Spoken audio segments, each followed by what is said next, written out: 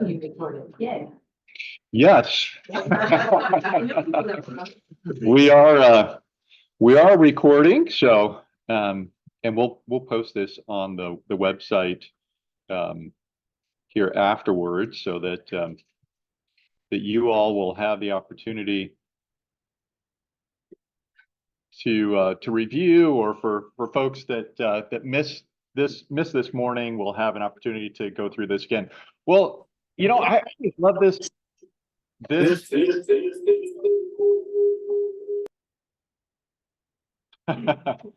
always love this this event, because I always get, I get to have some of my favorite people in the same room. So it's I appreciate you guys coming. I hope once again that you get an opportunity to meet one another. A lot of you guys have a lot in common, if nothing else, that you're often in the same stage of life. A lot of Edison folks, a lot of folks from the same community. So I hope that you guys get a chance to talk with each other at the tables. This is our 10th anniversary. So this is our 10th, yes. Pretty excited about that. And some of you have been with us from the very beginning. So so thank you. We appreciate you, and we're excited. We just appreciate the last 10 years, and we're excited for the next 10, right? And so this morning, once again, we have prepared a few thoughts on what's going on in the stock market, in your portfolios, and just in life. And so let me just walk you through what we're going to be talking about this morning. Last year, several of you gave us the feedback that you want to hear more from us rather than from outside speakers. And so we are, well, I'm getting a little bit of feedback.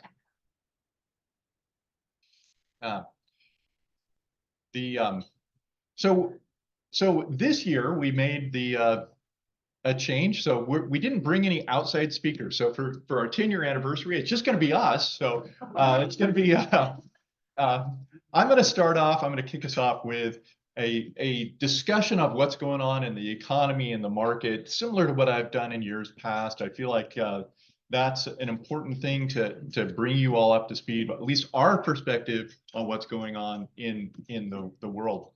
And then Carole's actually going to bring a conversation that I hope you guys find interesting, about thinking about the second half of life differently, a new vision for the second half. And then I'll wrap us up with a discussion of the Cedarstone portfolio. It's been several years since I talked about that, just the way that we approach our portfolios, the way that we think about investing. And I'll focus in on one fund. Each year, we at least like to highlight a single fund that is in your portfolios. And so I'll walk through the strategy for that fund, so you guys know what's in your portfolio. So that's the plan for the rest of the morning here.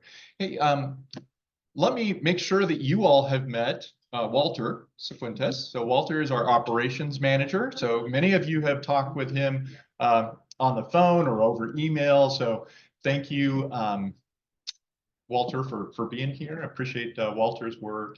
And then obviously, Carole will be speaking later, but just to introduce her now, this is Carole Meitler. Carole's a CPA and works on our plans, and many of you have met her already as well. So get a chance to chat with those folks.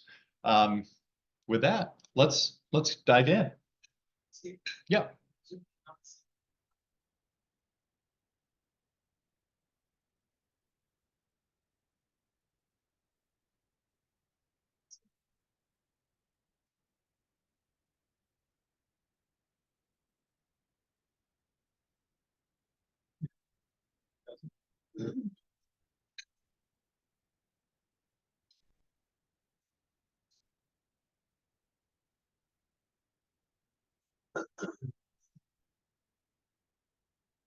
All right. Recording in progress. So from a regulatory standpoint, let me start off with just the important disclosures that we'll be making some forward-looking statements. We can't guarantee their accuracy, and so as you know, this is our opinion. We may or may not be right.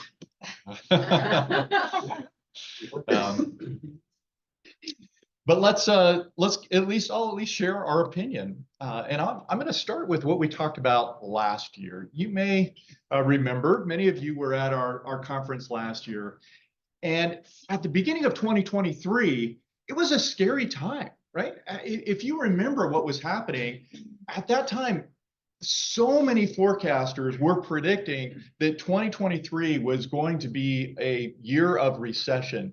And as a matter of fact, a lot of the conversation wasn't about if there was going to be a recession. It was about how deep it was going to be, right? I recall Jamie Dimon in particular, CEO of Chase, said, "We're in for a storm. It's just a matter of whether or not it's just a regular storm or a hurricane," right? And that was the mentality. And so there was this sense that as the Federal Reserve raised interest rates, that there was no way that they were going to be able to bring down inflation without causing a significant recession. And so in the midst of that, one of the things that we talked about last year was a model of staying on the path. And that was our theme for our discussion last year, where we talked about the Federal Reserve using interest rates in order to slow the economy. And this is an important concept. And I want to make sure that we first understand the framework. So the Federal Reserve seeks to slow the economy or stimulate the economy using interest rate policy, right? And in essence, the higher interest rates go, the more that's putting the brakes on the economy. It makes everything more expensive. It's more expensive to invest. It's more expensive to spend because the cost of borrowing, the cost of money increases the higher interest rates go. And so the Federal Reserve was seeking at the beginning of 2023, it was looking to bring down inflation, slow the economy enough that inflation came down without causing a major recession. And we talked about that's, staying on the path. And whether or not you predicted a recession was basically dependent upon how much you believed in the Federal Reserve. Because if the Federal Reserve raised interest rates too much, right, we ended up with a credit crunch, unemployment crisis, the consumer would struggle because they wouldn't have enough cash. We had contractions in companies, and so we would have unemployment, and a major recession would happen, right? That's if we raised rates too much. But conversely, if the Federal Reserve didn't raise rates enough, well, then inflation would become out of control. It would continue. That would mean that consumers would have this expectation of rising prices. They would demand higher wages, and we would get this embedded inflation that is the longer that goes on, the harder it is to get rid of, and that's bad for investors. Okay, so those were the two ditches on both sides, and the idea was the Federal Reserve wanted to stay on the path. Okay, so what did 2023 really look like? Well, 2023 turned out far different than most economists expected. The stock market was up 24%.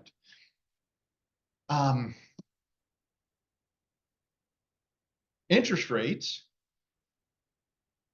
basically came up a little bit, but the economy never hit a recession, and we actually had a great market in 2023. And so one of the things that I think is fair to start off with is how wrong most forecasts and economists were in 2023. I think, as somebody who, looks at markets and looks forward to what the economy may do, I think it's worth being appropriately humble that sometimes the world turns out very different from what you expect. And the truth is that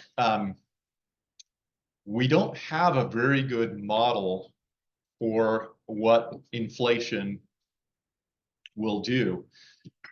So why was everybody so wrong? But I'm gonna assert that this was a particularly difficult period of time because coming out of COVID, there were quite a few just economic distortions from just the lockdowns and the implications of the lockdowns and the stimulus that came out of COVID. And so some of the standard metrics that a lot of economists use really didn't work in predicting a recession. The other thing that happened in 2023, and it's worth mentioning, we talked a little bit about it last year, was that normally as the Federal Reserve raises interest rates, it causes some type of financial crisis, and that's what causes the recession. Is some type of financial crisis or banking crisis. And you may recall in May of 2023, we had the beginnings of that, right? We talked about that last year. Well, what happened was the Federal Reserve opened up a credit facility, basically gave money to the banks to avoid that crisis. And so we were able to avoid a recession in 2023 in large part because of that action that they took. And then I think it's fair to say that there was a recession. It was just a rolling recession in 23. And what I mean by rolling recession is the recession rolled through different industries. So different industries struggled at different times, but on balance, the economy still grew. And that's why I think maybe some of you heard, hey, I've got a friend who works construction and they're shutting down. But at the same time, somebody else says, hey, I've got a friend who's in the hotel industry and they're going gangbusters. And both of those were true statements. But the economy on balance was actually doing well. Okay, well, going into 2024, here's my theme for 2024, you guys, is that inflation is still the metric to watch. It really is still what the stock market is fixated on inflation. And we are still in an environment where the Federal Reserve is focused on reducing inflation. The path of interest rates and the path of Federal Reserve policy will be absolutely critical to the path of the economy and the path of the stock market. Okay, and so it's worth us spending a little bit of time this morning talking about what's going on with inflation.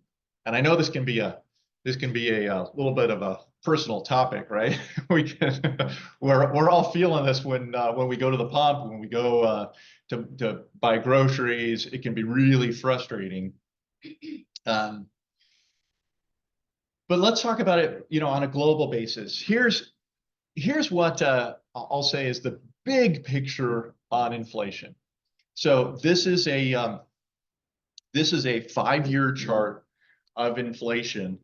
And you can see that inflation for most of the past decade was at or around the Federal Reserve's 2% target. Inflation hasn't been a problem for a long, long time. And then COVID hit, and we had this huge stimulus. And the Federal Reserve and Congress flooded the US economy with cash.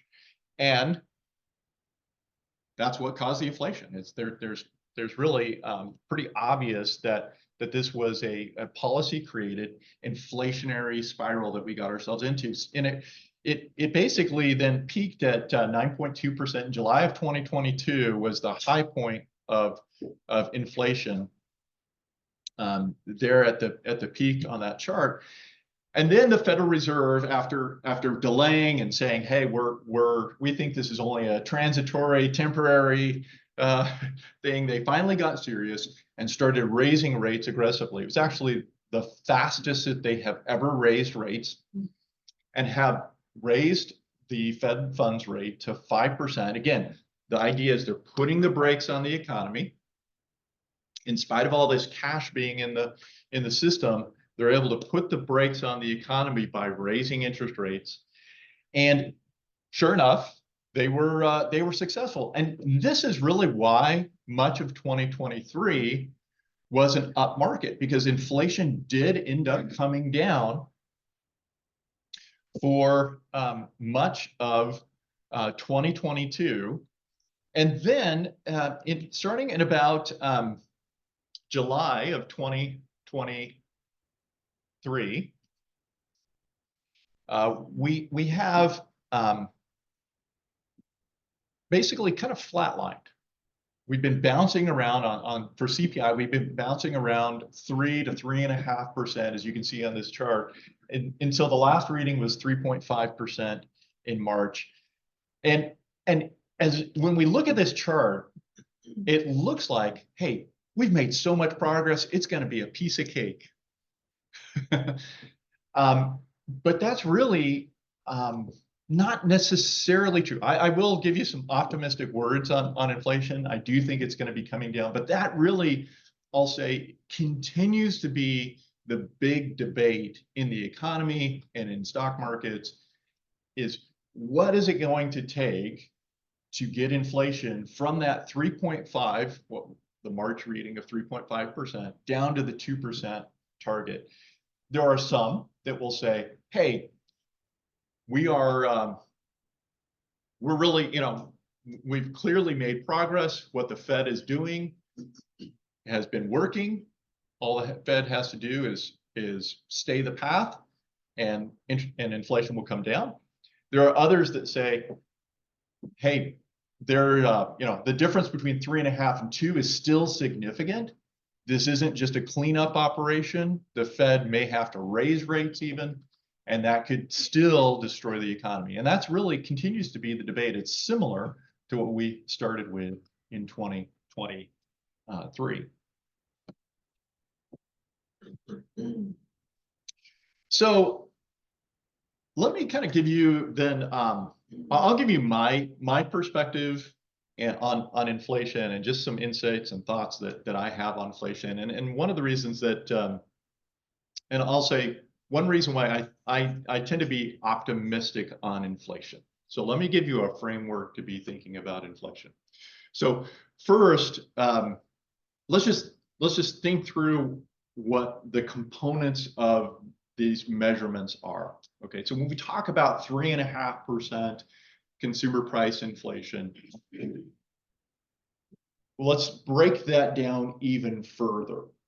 So in broad categories, it gets even more refined, but in broad categories, the CPI, consumer price inflation number that gets quoted on the news, is composed of food, energy, goods, and services. That's the broadest categorization.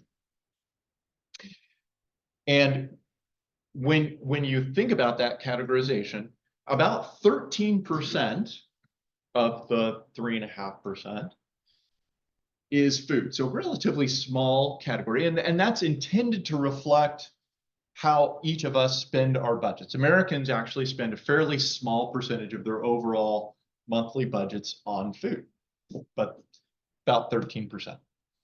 And then energy is about 7%. Goods are 19%, and services are 61%. And if you think about your budget, that's probably, when you think about services, services include things like housing, right? Insurance, those kinds of things that if you think about your own household budget, for a lot of us, our mortgage or our rent and our insurance tend to be some of our biggest bills, right? Health insurance, life insurance, those kinds of things. And so when we take a look at where the inflation is happening, it is not in the goods area. And the Federal Reserve, for the most part, kind of discards food and energy because they tend to be so volatile. They treat that as noise. And then the goods category is actually already below the Fed's 2% target. So we can pretty quickly discard the food and energy. At least that's what the Fed's perspective is, right? For all of us, we're thinking, wow, yeah, but when I go to the grocery store, things are more expensive. But from a policy standpoint, they tend to ignore the food and energy and focus more on goods and services. Goods is already below the 2% target. And it's actually largely because of China. China's in a recession. They're exporting deflation. So in the US, goods have already fallen below the 2% target. But there are still some problems. And here are the problems. These are the things that are still making inflation sticky and where we're getting stuck at that 3.5%. So the places where we're getting stuck at that 3.5% are things like garbage and trash collection, dental services, 4.1%, motor vehicle maintenance and repair, motor vehicle insurance. This is kind of a wild one. At 22% was the last reading, year over year. Kind of the analysis of that one, what they're saying is that Americans are driving more expensive cars, and those become more expensive to repair, and so the auto insurance rates are increasing to reflect that. Vet services, admissions to sporting events, daycare and preschool, and then shelter.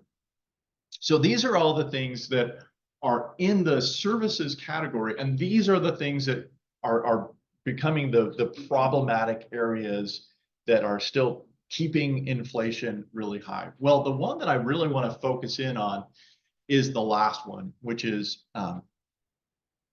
shelter.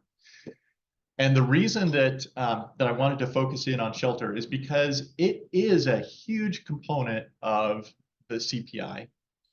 And we can argue whether or not this is an appropriate analysis, but actually, if you remove the 5.7% on shelter, we just pull that out of the CPI and assume that was zero. Well, CPI is already at 2.3, really close to the Fed's target. So we can slice and dice this, but I think it is fair to say that the shelter is in CPI is a critical factor, that if we can find out the direction of shelter, that we can really refine our forecast of where inflation is headed. Okay, I'll say it that way. All right, so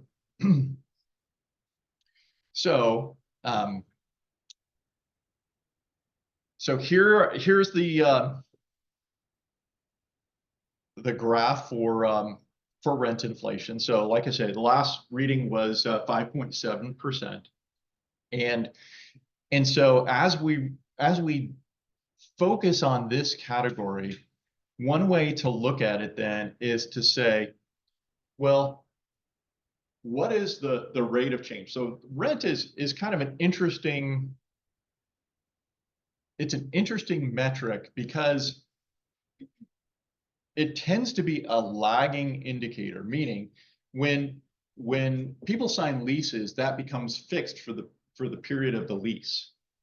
And the landlords only get to raise prices when the leases renew. So when we get into a period of high inflation, a lot of times the landlords are locked into, say a 1-year lease, right? And during the 9% in 2022, they were locked in. They didn't get to raise their rates. They didn't get to raise them, say, until 2023 when the leases came up for renewal, and then they spiked. So that's why it's a tends to be a lagging indicator. So one way to look at this is just to say, well, what's happening now? You know, as new leases are renewed, what is happening now? So two ways to look at this. So the first is, what's the 3-month rate of change? So if we look at it over the last year, it was 5.7, but is the more recent data lower? And the answer is yes. The more recent data is lower, meaning the 3-month rate of change is less than the 1-year rate of change. So that's a good indicator that rent inflation is coming down. And then the other thing that we can do is maybe look at a more real time, rather than the Fed data, look at more real time data. So this is the Zillow observed rent index, okay? So the Zillow observed rent index is much more real time. So this is just, what are the new leases? What's the inflation rate on new leases that are being signed according to Zillow, right? Much more real time than the data we're getting out of the Fed, and much more, well, much more current. So when we see that data, the year-over-year number here is 3.6% rather than the 5.7% coming out of the most recent CPI data. So I'm going to argue that that's actually a very good sign that we could see moderating inflation for the rest of the year. And so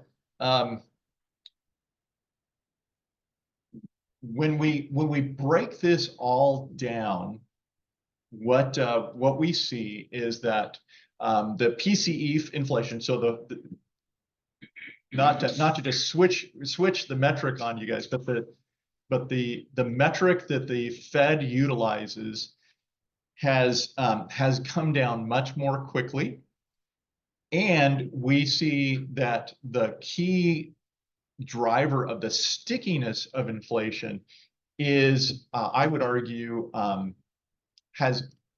it appears that it could be coming down even further. And what that means is that if that happens, that could be very good for markets also. If inflation continues to moderate, that could be very good for markets. So let me give you the caveat to say we don't have great models for inflation, right? And there are other factors that could pop up. So, and it's maybe worth giving you a caveat to say, let's just talk a little bit about inflation drivers. So what would be the risk to that as a forecast? Well, the risk to that as a forecast would be wage growth. So wages tend to be one of the primary drivers. And so one of the things that the stock market is going to be looking at is the average hourly earnings. So, or you know, the growth in wages that Americans receive. If we see wages continuing to rise, that's going to be very bad for inflation. Population growth, money supply, supply chain bottlenecks, onshoring, those all are things that drive inflation up. Deflationary drivers are things like productivity growth, technology, weak demand, falling population. So that is our kind of our basic framework. And one thing that also could help us here would be a resurgence, I'll say, in productivity. So one of the things that that it does give me optimism as well is that productivity is going up, and you know, you can kind of point to some of the technology drivers there. AI is kind of interesting and could result in a resurgence of productivity that helps us keep inflation low. So I gave you a lot of information, but let me then just summarize to say, uh, inflation is still the factor to watch. We are, I would argue that the stock market is still fixated on inflation. Every CPI release, every wage release you can see the stock market react to each announcement as it comes out. There's quite a debate about the direction of inflation, but the Federal Reserve will likely keep interest rates steady for the time being, potentially through the rest of this year. And there is a good chance that inflation will moderate. That as that happens, that could be good for the stock market.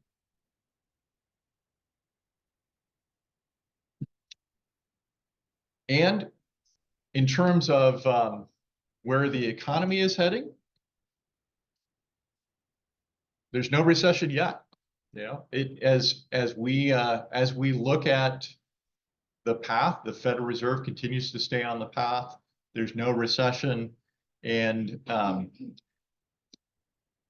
in spite of the leading economic indicators continuing to show a recession, the coincident economic indicators, which basically says, you know, so leading economic indicators are intended to be predictive. So what's going to happen in the future? Coincident economic indicators are what's happening now. And what's happening now is the economy continues to grow. And in spite of some of these leading economic indicators signaling recession, that has not happened and continues not to happen. So we'll see. We're still on the path. And lastly, as I've been having conversations, the real wild card for 2024 is geopolitics. So where are we in a couple of wars around the world, and then a presidential election? You know, who will be president continues to be to loom large over the stock market and the economy, and so this is the real clear politics betting average. That's kind of just an interesting way to look at the election. I think this is an interesting way of looking at it because people are actually putting money up. They're placing bets. So this isn't a poll. This is people placing money on who they think is going to be president. It's all pretty much neck and neck on Trump versus Biden, but it is it will be the wild card for the stock markets going into to 2024. So with that, I feel like I went awfully fast through there. Are there any questions? It's just us. What questions you guys have? I have probably dumb questions, but so when you talk about the inflation is going down, yes, but prices haven't gone down, so that means it doesn't continue to go up. Correct. Yeah. Yeah, that's a great question, because a lot of times I think on the news there's kind of this sense that if inflation comes down, that prices will come down. Really, inflation is the measure of the rate of change. Right. So it's great it's not going up anymore, but it's still really expensive. Yeah, I mean, really, nobody is saying that we're ever going to see prices come back down to what we saw 2 years ago. The question is, are they going even higher? Yeah, is really the issue. And then another silly question, is I just don't know what onshoring is. You're talking about inflation drivers. Yeah. What is onshoring? Yeah, so that's onshoring is bringing manufacturing back to the United States. Oh, so one of the things, it is kind of an interesting. So it's like manufacturing domestically. Yeah, manufacturing domestically. Yeah, one of the byproducts of COVID was that a lot of American companies realized that a lot of their supply chains were vulnerable to global disruption. So, a lot of US companies moved their manufacturing to China or, India or wherever. And then when COVID hit, it was hard to get components, it was hard to get product. And a lot of US companies said, hey, we want to bring that back. And probably the most critical component was chips manufacturing. So US companies are investing, US companies are investing billions in onshoring US chip production for that reason. So that's what. So the prices go up. Yeah, things are typically more expensive. The good news is it's closer, but the bad news is things are usually more expensive to make in the US. Yeah. Thank you. Other questions? Yeah, Carole. So beginning of COVID, a lot of money stimulus was thrown. Right. That's what caused a lot of inflation. Yes. So is there not, when I watch the news, I see the government, continuing to throw lots of money or they don't even balance the budget. Right. Right. But it's going for a lot of different things. It's not going for our American economy. It's going for other places. Right. Ukraine, wars, Right. Israel, and now others. So is that not inflation? Yes. Yes, absolutely. So deficit spending is inflationary. Absolutely. I would argue. And wars generally are inflationary.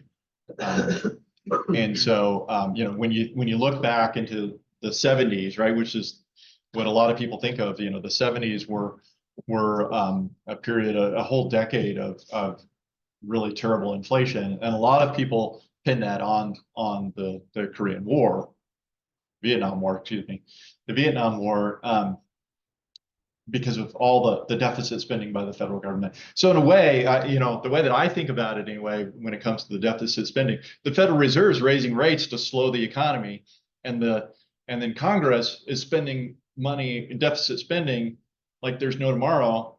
And so we kind of are driving the country with the gas pedal all the way down and the brake all the way down. Right? In a way, right? So on balance, I would argue that the monetary policy, what the Fed's doing, is probably more powerful because it's not just, the government spending is only about 20% of the US economy. So the other 80% is impacted by what the Fed is doing. And so I would say that the Fed policy is probably more critical, but certainly, yeah, what Congress is doing by deficit spending is not helping inflation. Yeah. So my brother is a financial aid director at a university. Yeah. And with this whole student loan forgiveness Right. movement, his view, what he's seeing is that there's going to be basically an opportunity for just about every student to get their loans forgiven. Wow. If that happens, is that inflationary? Yes. Yeah. For exactly the same reason. Yeah. It's basically throwing money, government money at loans, right? Right. Forgiving loans. Right. Yeah. What is, I'll say I haven't been tracking that as closely. I mean, I think that total student loan debt is still over $1 trillion. But yeah, it's if they just did a wholesale, I would argue that's inflationary. Yeah. Yeah. Other questions? All right, you guys. Well, we'll pause there. I'll be back. But in the meantime, let's before we take a break, let's welcome up Carole.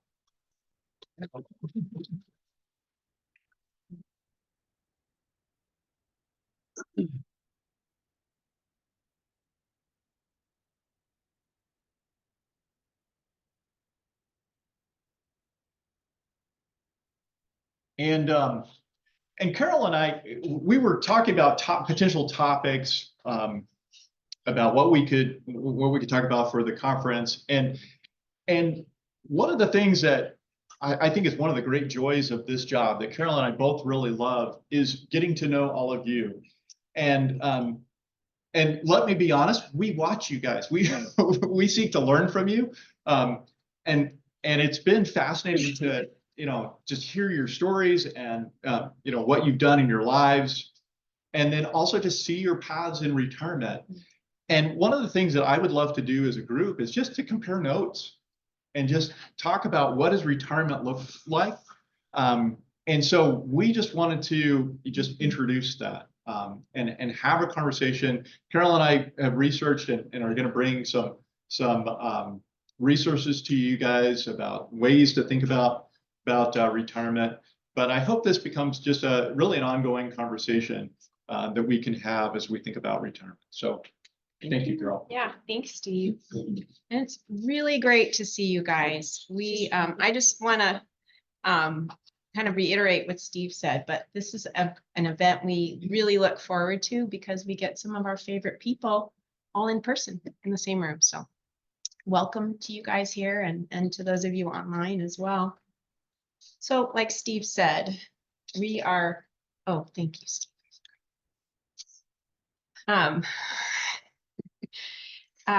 We're talking about the second half and what that can look like and hoping to cast a vision for you guys who are not yet retired, although some of you are retired, and regardless of what stage you're in, whether you are planning for retirement, already retired, you have many years of an amazing opportunity ahead of you. And that's what we want to talk about, you guys. A new vision for retirement. So I'm told this is Steve when he graduated from high school. Or supposedly if Steve had found an actual real picture of himself, he said it would have looked like this. I don't know. I'm still doubting that, Steve.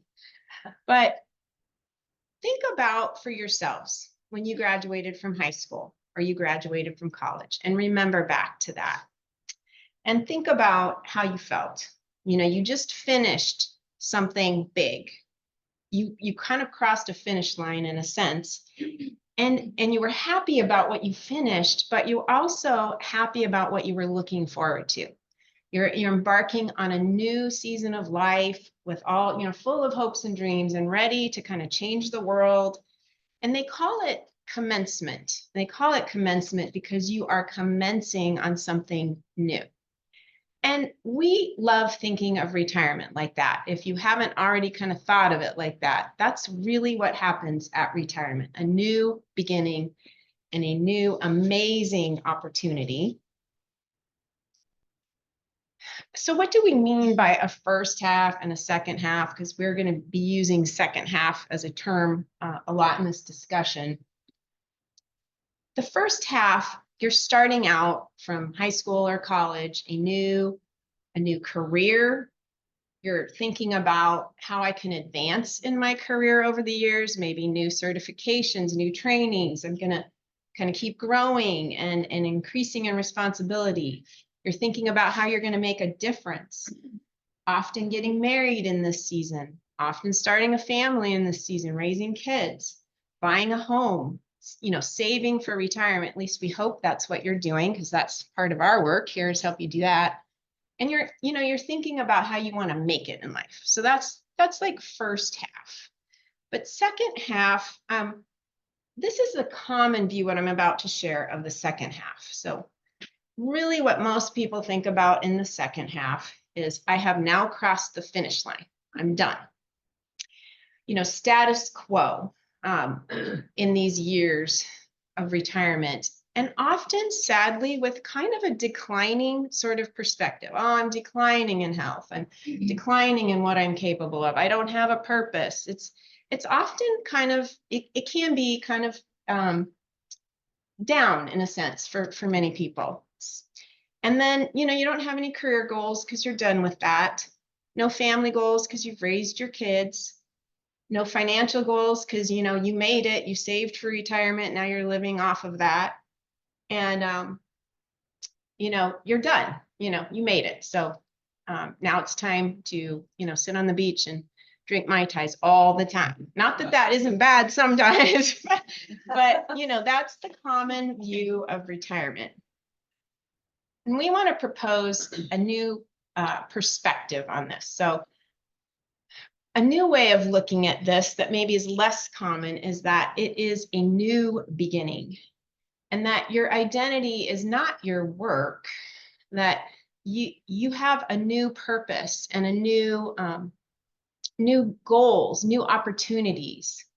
You have something that I just think is amazing when you think about it, that you've never had, you didn't have in the first half. You have time, you have wisdom, life experience from your successes and failures that you didn't have when you're starting out as a 20-year-old. You have, you know, skills and abilities that you've learned in your work. So in your life before that you didn't have. So this is amazing, amazing opportunity when you're starting in retirement that you never had before. So we say that you're just getting started with an amazing opportunity.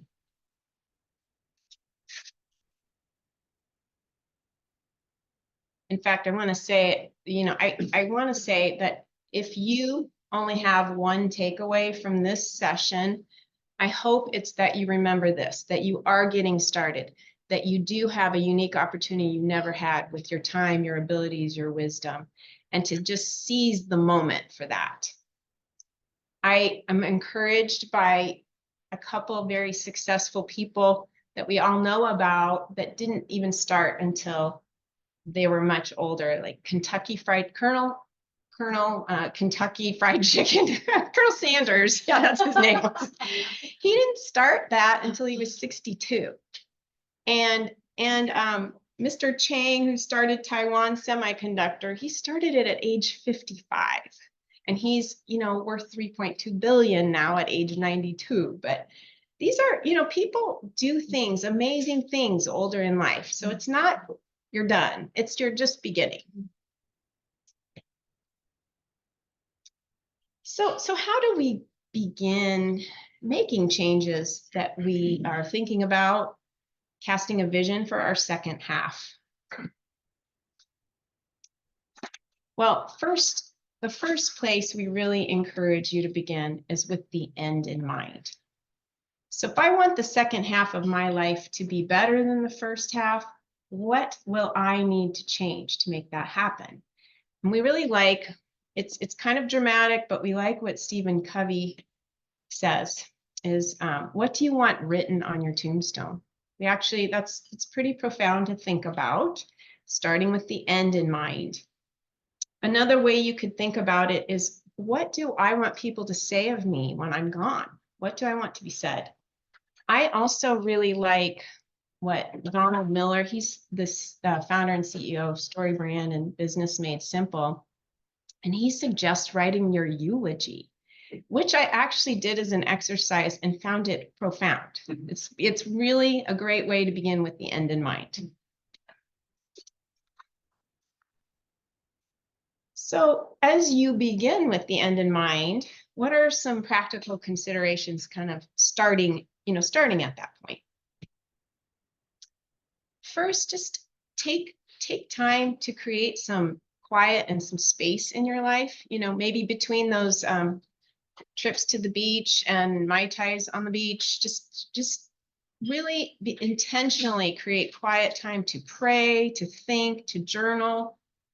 And then be patient with this process, because it is not a quick thing to kind of think about the next 20, 30 years of your life and how you want to have impact in those years with your skills, abilities, time, resources.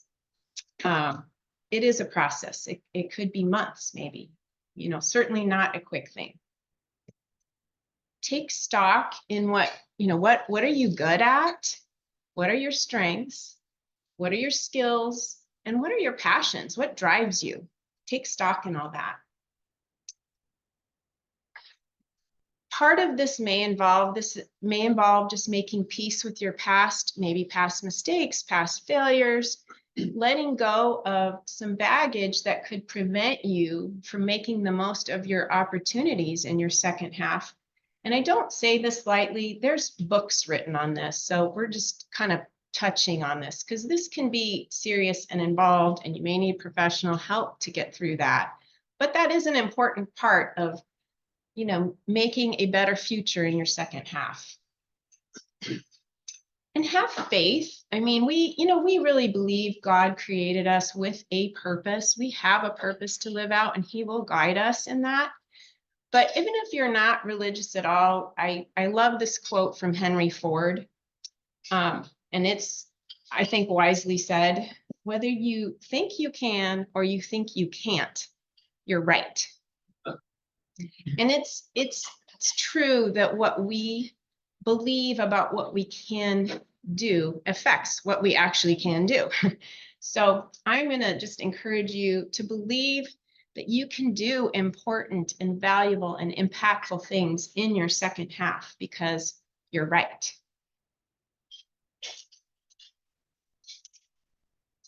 All right.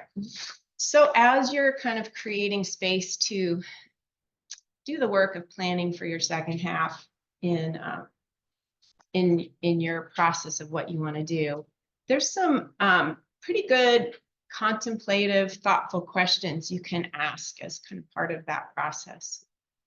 So one is, am I still in a place where my work is the center of my life?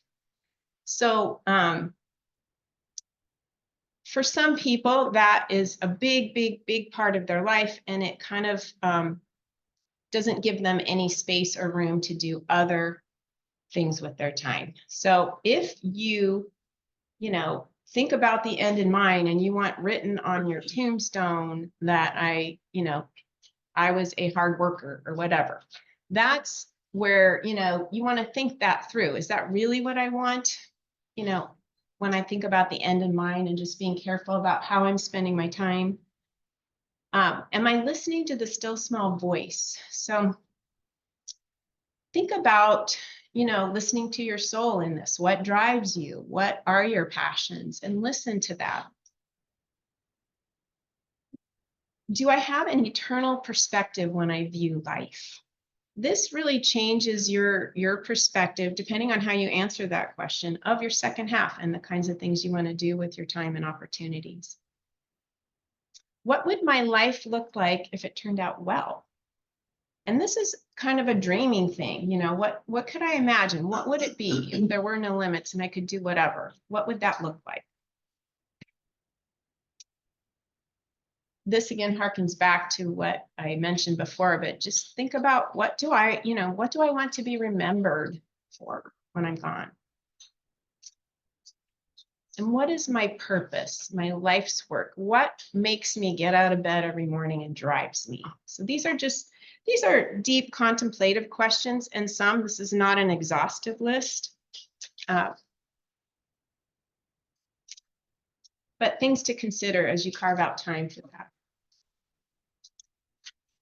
As you've taken time to kind of contemplate how you want to spend your second half, here's some practical steps. One is to just set some goals. It is really easy to get stuck in just thinking about what you want to do, think, and you can think so much that you don't actually do anything.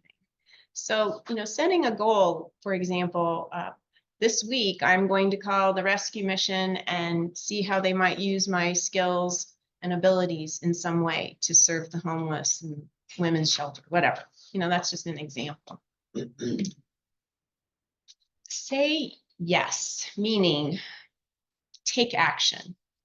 And this could involve just experimenting. I think it's a good way to look at that. Try something, just do it and see what you think of it. We talk about looking at this as like the high school graduate. And I was thinking back to my daughter when she was, I think, a junior in high school. had an opportunity to do an internship with our state assemblyman. And she did do it, and she absolutely hated it. And she discovered that she never wanted an office job. And so that was a really valuable experiment. She went on to be a nurse. She's on her feet all the time, and it's a really good fit for her. But she wouldn't have known that had she not just experimented. So even as you're trying to do new things, it's just an experiment. You may find, you love it or you don't. And it's just part of the process, trial and error. Part of, living out your best second half is maybe for some people downsizing. Not living on the edge with your finances gives you more financial freedom to do some impactful things with your time and money. If you, have a lot of toys that take your time and your money, maybe getting rid of those may be part of having a meaningful second half for you. So think about that. That may be part of the process for you. As you're thinking about what you want to do too, think about working on things that do make a difference, with your skills and your abilities, what is the best way to make use of those that actually make a difference? Steve and I are also really big fans of semi-retirement. So that could be, depending on the work that you do, you may be able to do that on a part-time scale as you transition, or you may fully retire and have some part-time work for a number of years. But what we've observed with our clients that do that, it does make a nice transition. It's just not going cold turkey from working crazy full-time plus hours to nothing, but just a transition. And as you have a semi-retirement opportunity, it does free up your time to still have some second half opportunities that you wouldn't have otherwise had if you were working full-time. We have been very inspired by many of our clients. So these examples are from clients, but no one in this room and no one online. We already checked. So there are no names mentioned here, but these are some sweet examples of some of the things our clients have done. One of our clients retired and then started working part-time for the sole purpose that he would give all his part-time wages away. And the way he does this, he did things like he gave money to build showers for homeless people with a local church. But mostly what he does is he just sees needs in his community and he funds those. It could be things like, for example, someone needs a major repair on a vehicle and doesn't have money, or a major medical bill and doesn't have money. But those are examples of just random ways that his part-time wages can help those in his community. And it's the expression, it's better to give than receive. The Bible says that, but so does science. And he just has a lot of joy in doing that, and he's making a big difference. One of our clients takes care of elderly widows, and she also takes like dozens of Easter baskets every Easter for years to kids in Watts. Another client was diagnosed with cancer, sadly, but is now creating a nonprofit to benefit cancer research. Another client has a background in healthcare. She retired from that, and now she helps people review and organize their medical bills, that elderly people, particularly in her community, to do that with her background. One retiree volunteers to teach job and life skills to women at a women's shelter. And we have many clients that live generously. So it's been a great inspiration to us for sure. And those are some hopefully some good inspiration for you guys as well. All right, we talked about how you can impact your community, your world in your second half, but probably the biggest way you have impact is with your family in those years. So, with regard to leaving a family legacy. We'll talk about leaving a legacy and living a legacy. For our purposes today, when we're talking about leaving a legacy, we're talking about some financial legacy. So the reality for the vast majority of retirees is that you are living on assets that are invested, and you're living on, the investment earnings there, or if it's property, rental income, you have some assets that are your principal for funding your retirement, and, add some Social Security, some other sources. But the vast majority of this is invested assets, which means that when you die, there is a pot that goes to somebody. And so one of the decisions that you want to think about with your financial legacy is, how much should I spend on myself versus how much should I leave for my kids or other beneficiaries that you have? And I have an example of this in my family. My brother, he's 17 years older than I am, and so he's been retired, and he and his wife like to take cruises, and they would always get the inside cabin on the cruise ship to save money. And then all of a sudden it kind of dawned on him about 2 years ago that he was, his two sons are going to get plenty of money, and they're very well established. It's not like they need it. And so he decided, I'm getting the balcony, so now that's all he gets is a balcony. And I was pretty happy for him that he decided that. This is like, they don't need more money. I don't need to sacrifice my balcony for that. So, but that is a decision. You kind of have to decide, where you land on that. And the other thing is, how much of this pot at the end of life do you want to leave just for your kids versus maybe a charitable organization that you're passionate about? So that's a decision point. One of the organizations that I'm a member in, they encourage one idea. This is one of many ideas. It's a personal choice, obviously, but they suggest that if, for example, you have 3 kids, that you think of your estate in a way like you have 4 kids, dividing it in fourths, and 1/4 goes to an organization that you're passionate about, and the other gets divided among your children. So that's one idea.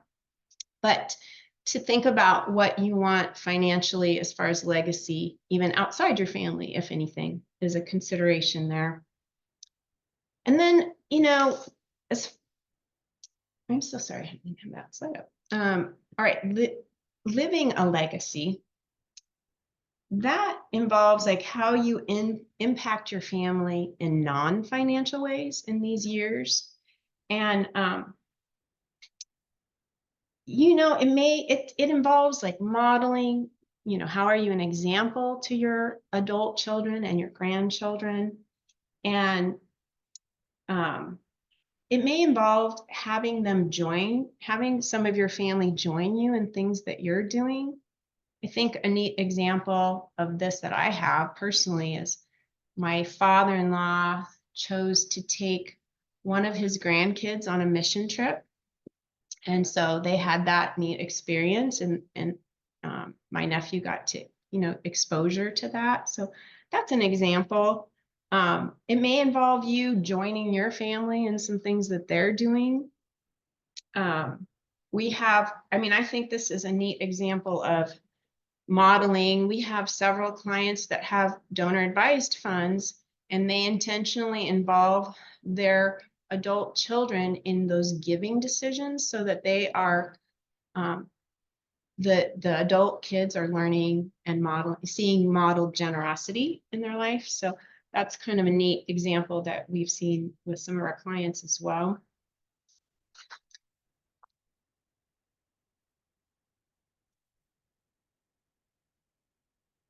When you're thinking about living a legacy in the non-financial ways, right, with how you impact your family in this season of life, how are you going to build a thriving family in this time? Do you have a proactive role to play in your family, even if your children are not, living nearby you? And that's just an important thing to think about. What is your role in this season? What might you need to change in how you lead your family in the second half? I mean, I think, big transition for me, when you're a parent and your kids are at home, you're instructing, you're training, you're giving advice, and then they, fly the coop. And for me, it's learning to, not give unsolicited advice. So, that's a transition. I like to give advice. Thankfully, I, get to do that in my job a little bit. There's different transitions. It's just your parenting relationship is going to look so wildly different. But, think about that. What do you want for your kids and your grandkids in this season of life?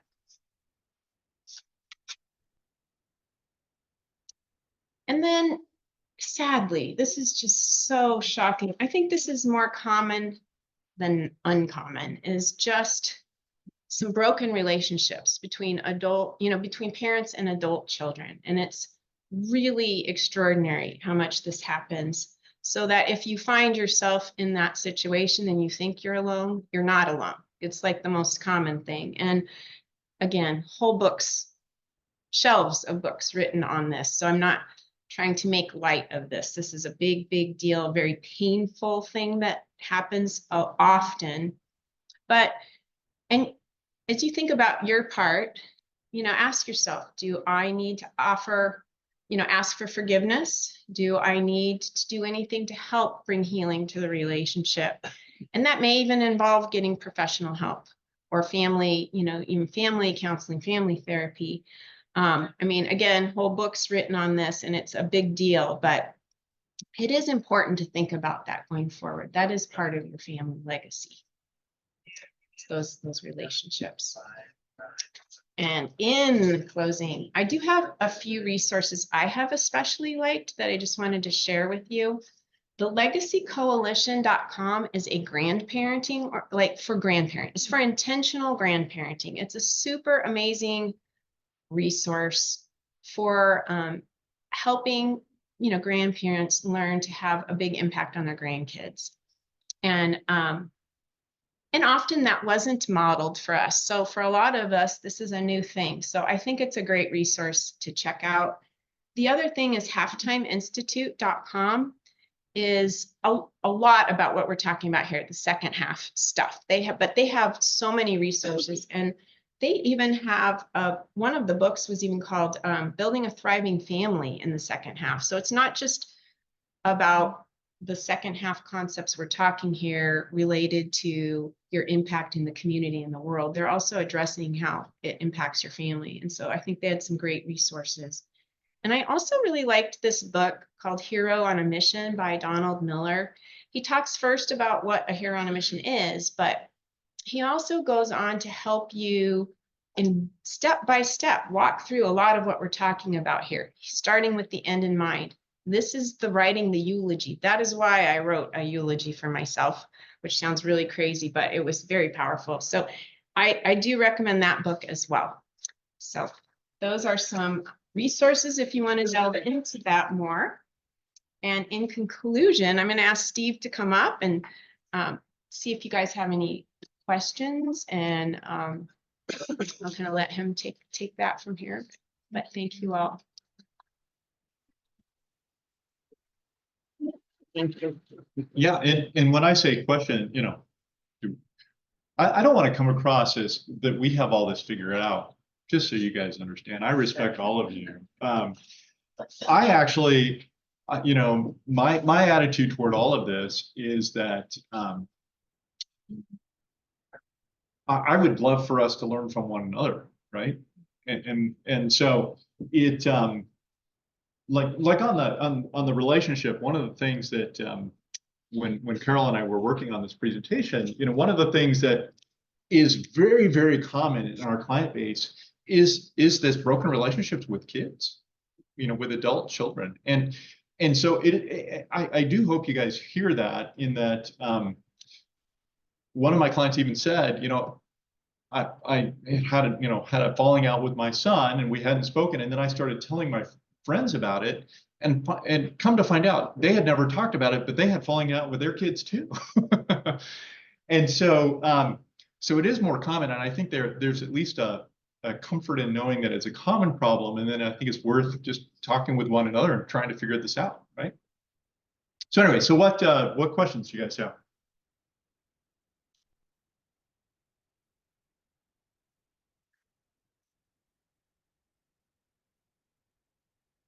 Okay, well, easy. Yeah, Dan. How many of your clients actually continue to work part-time? That's a great question. I don't know, percentage wise. Probably less than 20%. Maybe closer to 10%. And what, from your perspective again, I know you don't have the answer exactly, but what do most people that retire do? Are they able to keep busy? Or are they sitting at home for Yeah, I mean, it is, I'll say very few of our clients just sit around and watch TV and just, hang out. A lot of our clients love to travel. So travel is a big one, right? At least, that's something that a lot of people like to do. A lot of people invest a lot of time and energy into their families. It's a beautiful thing, right? I think retirement is a great time to invest in kids and grandkids. Those are two that come to my mind. Carole? Well, and then some of our clients really do get involved in volunteer work with their time. Yeah. So It's pretty how common. that my experience that, our kids moved to the hinterlands, all across the US. It kind of became a thing for us to do a quarterly visit. Oh, that's great. We get to know our grandkids all know us by face. Grandma's here. That's cool. So that's been, just a couple of days is all it takes. And Yeah. where your grandkids. Yeah. That's good. And, on the balcony and the cruises, my wife and I always get older and stiffer. We don't go business class, but we don't sit in the back of the crowd. Either, the leg room. Yeah, yes, And yes. double the price of the ticket, Yeah, but it's just worth it. yeah, Right. It is. yeah. That's good though. Yeah, I mean, I don't know. I'd be curious if anyone else has some, inspiration to share. All right, I hear you guys whispering back there. Live on the edge. They don't downsize, we're upsizing, we're just Well, Yes. a little bit different, we're probably like 0.5%. yeah. Well, but you get to have big goals. Yeah. You You have really do. goals. I mean, you're going for it in retirement, which is really cool. That's actually a beautiful thing to see. Well, we've seen the ups and downs with interest rates, CPI, all of that. So we've seen the stocks come back, and we've been really low, and then we go up and we go down. Right now, we come down a little bit, but hopefully we'll go up. Mm-hmm. Yeah. Right. Very good. And so, my mother, I didn't tell the whole group, but my mother just had her 100th birthday. Oh, Now she was born with depression. She goes through the depression, and they live a different lifestyle. They don't spend money. Mm-hmm. Yeah. Shoelaces, Yeah. breaks, because you might get the other For sure. Now that's just her demeanor, Mm-hmm. but she's a very wealthy woman. Nobody would have any idea based on how she lives. Yeah. But she lives and does what she wants to do, and she'll leave most of her assets to the kids. But I visit her once a week, and we go to breakfast, and she won't let me go to breakfast. Oh. She insists on paying for that, but if she wants something, or she couldn't find the fingernail polish she wanted, and my wife picked it up, and I just took it up there. She insisted on paying for that. Wow. And it's just a round off error in our budget to be hit the blip. but she lives a comfortable life and family is her goals. And, Yeah. That's neat. You know, she makes probably it's over 10,000 a month in income, but if she spends 500, that'd be surprised. Wow, wow. Because every couple of months, I gotta go get a new CD for her because she's maxed out the limit at some bank. Wow, wow. Lives well. And Right. Mhm, mhm. That's great. for people. Wow. One very- thing that I've started doing is supporting or buying things, goods or services for my parents that they wouldn't buy for themselves. Oh, that's Because cool. Similar generation, you know, they just won't Wow, allow That's themselves neat. to. Right, they won't spend. They won't spend it. Tell them Yeah. about the mattress. Well, yeah, they have the 23-year-old mattress. They always think. oh, oh. And, you know, and so. If it's 8, it's supposed to be gone. Dad's a bigger guy, Yeah. so it was just like he was Oh. rolling off. Oh, So anyway, it's a fun way to kind of bless. your that's parents really neat. Buying things that they wouldn't buy for Yeah, themselves. that's so And, you good. know, they were kind of resistant and it's just like, nope, you know what? You're supposed to be a good receiver of gifts Yeah, too. that- So yeah. That's your stewardship. yeah, You know. yeah. That's, That's great. So that's, great. that's really sweet. Yeah, that's neat. I mean, and another thought that popped in my head that I'd seen, some grandparents do is they have quite a few grandchildren and they are all pretty close in age and they would do like a grandparent camp, like 4 days, and they'd get matching t-shirts for all the little kids. So that's kind of a fun idea too. You know, there's a lot of good ideas. You guys probably have seen a lot of amazing ideas. Well, you guys, let's take a break. So we'll have a 15-minute break here. And then we'll be back a little after the top of the hour. For those of us, those of you online, we'll join you back here soon.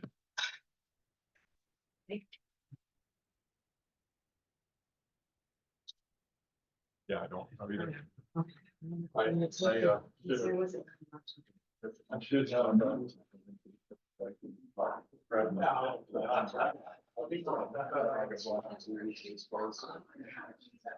Yeah. That's all. We're actually 5 minutes in. Yeah. It helped. It helped. Carole, have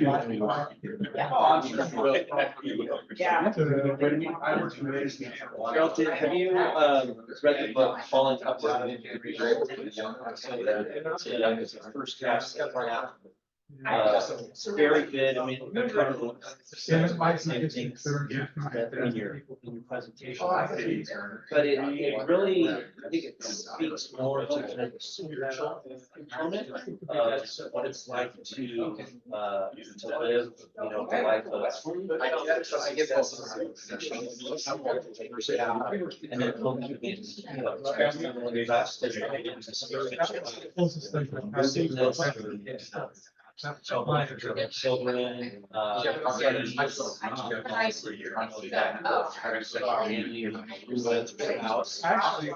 there's a lot of suffering that is, you know, it's really expected and experienced in the second half, and how to encourage.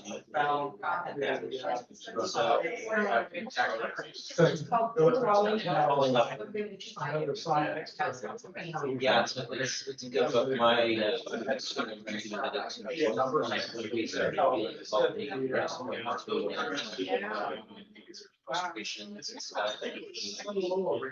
but it really Google that. It's encouraging. It's kind of like knowing that there's a purpose in here. And how to purpose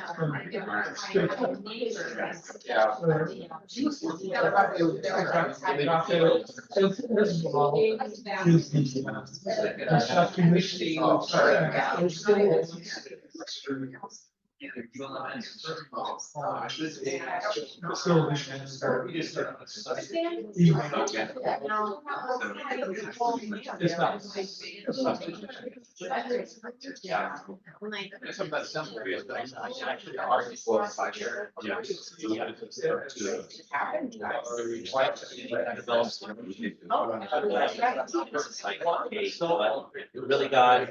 Yeah, really. You know? Not really. Yeah.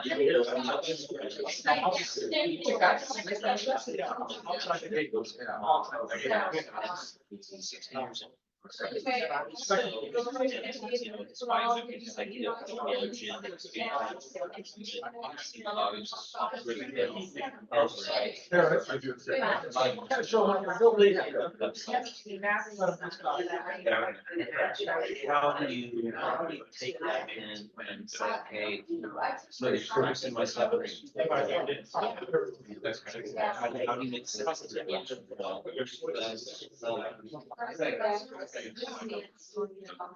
But there's, this book kind of helps to see some value in that, and how we can be there. People, smaller ways maybe, or we can relate to other people, be in that sort of secondary. Yeah.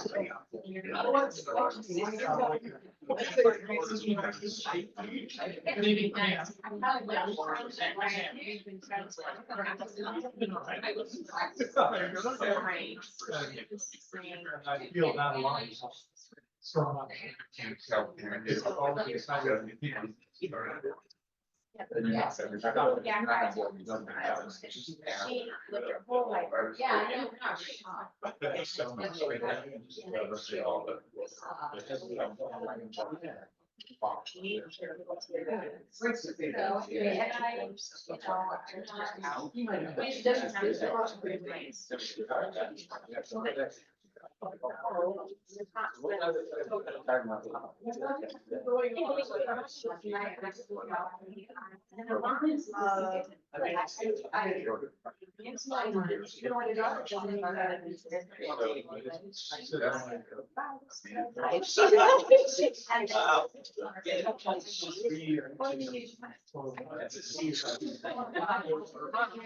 Brett, the friend, so she's a friend.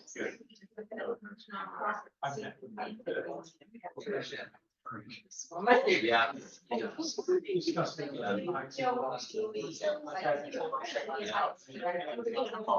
Oh, yeah. I ended up.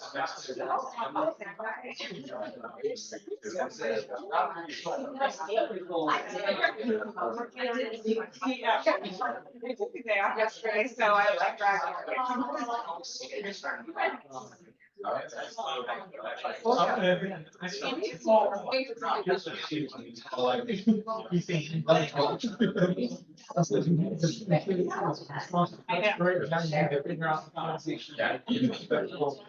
Just on mine.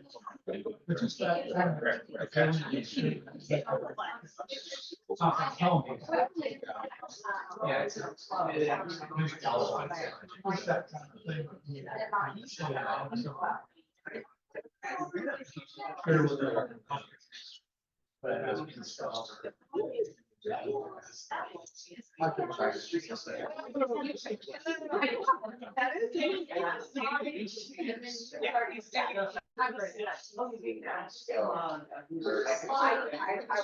I didn't know that Jamie could do this. My husband.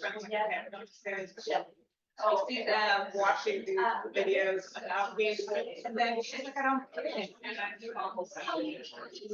He was like, well, she said,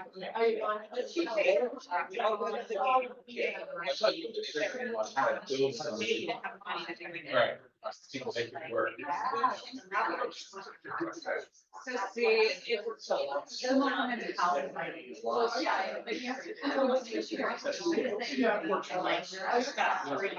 Right, you know, what I mean, that's related to the game. I'm like, Yes. I love it. Yeah.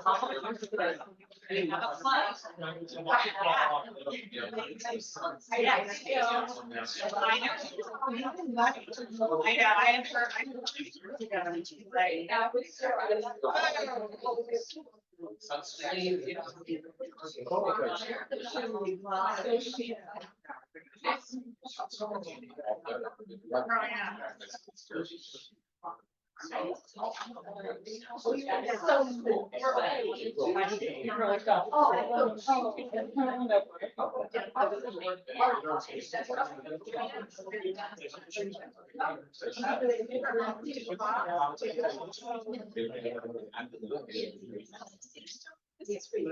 They actually, I like to work on it last year. Yeah, cover the top story. I did. Oh, yeah, after the fields. So, development. Yeah.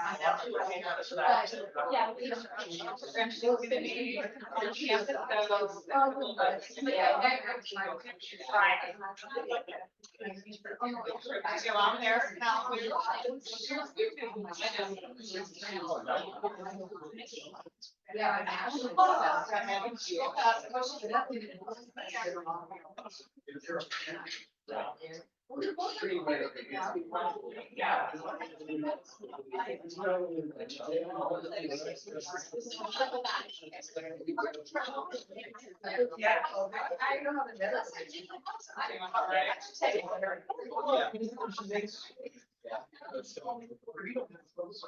I love it.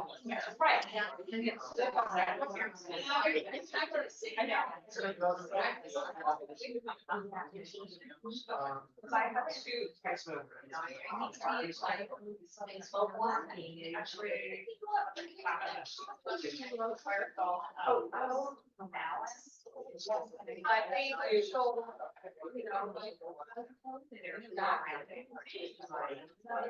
I don't use it. Well, I do use it.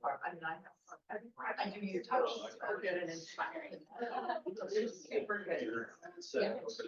Well, good to see you. I'm so glad you came. Oh, no, it was great. I feel.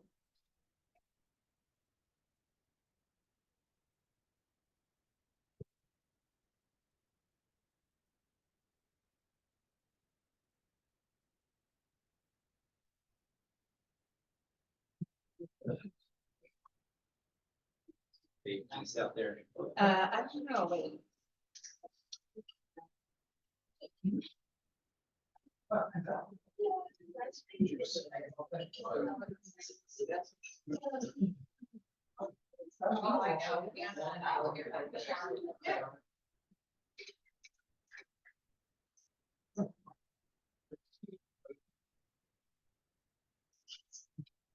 It's not.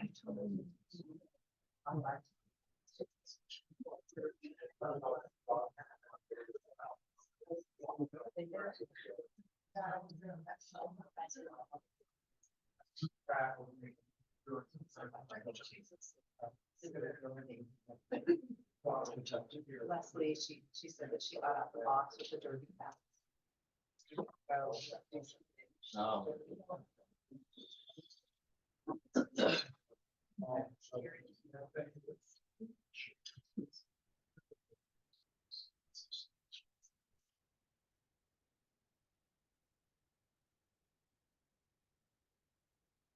That's just.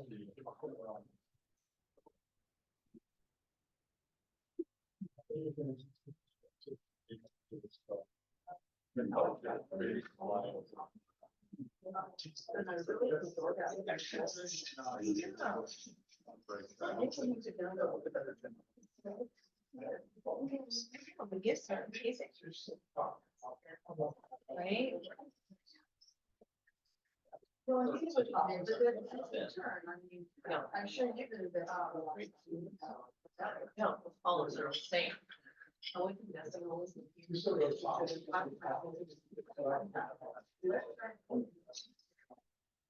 What? No, I just kind of, like that you enjoyed this.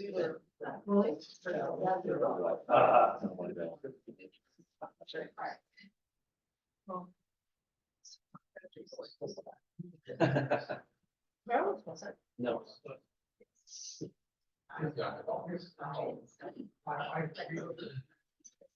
You must be doing a lot of travel. Yeah, oh, yeah. Foreign on a vacation. Once the engine away, you know, this year we're on two because we. I'm not thinking of COVID and. Yeah. That takes a little bit. So if you get to Are you going to cruises or? I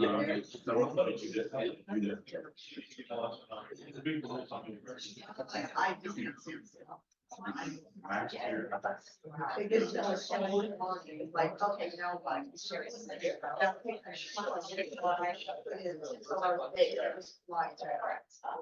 so funny. With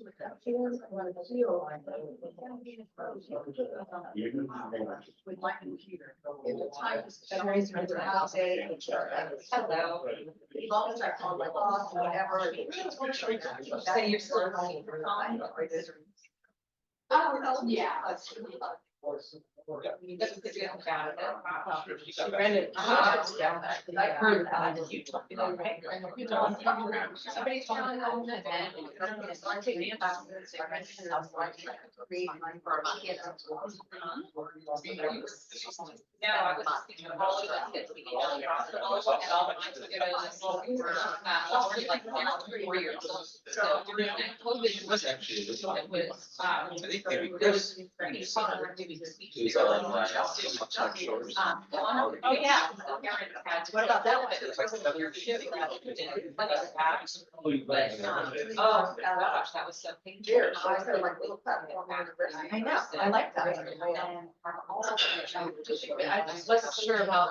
I know. Back, I was like, No, no parts. Somebody's really good down. Of course, I just. You don't need it. I couldn't be so. Once I was out, I could bring it in. Like, yeah. The one big thing that came out of it, I have, high school best friend. So he was in the survey. So what we started doing. Last year, we go out and we got the same book. And we picked up the recipes and then get on. The funny thing is we would start my one was reading. And then they were 5:30. Yeah, I don't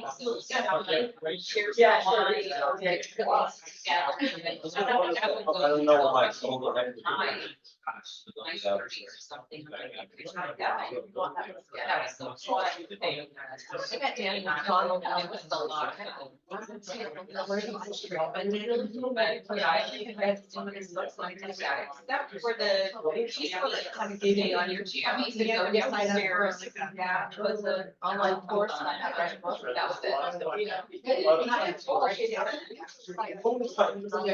I almost thought Victoria. Everyone said writing a process, college.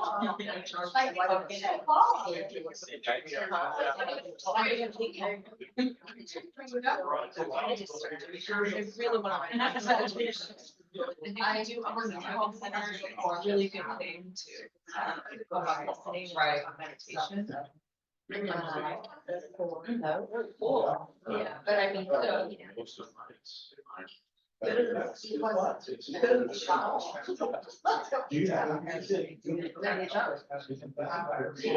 no, can you go like sit out here or sit out at the beach? It's still right.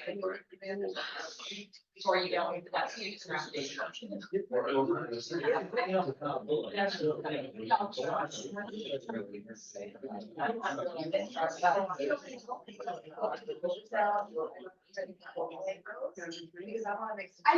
Yeah, I need to really. Yeah, so. Oh, okay, right, so it's right. But it's TV. I mean, sometimes my clients want to, especially to go to there.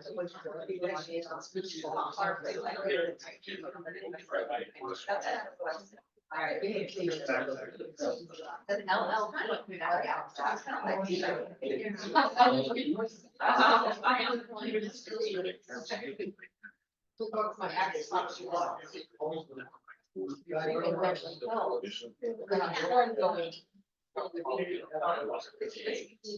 Yeah, right, 4 hours.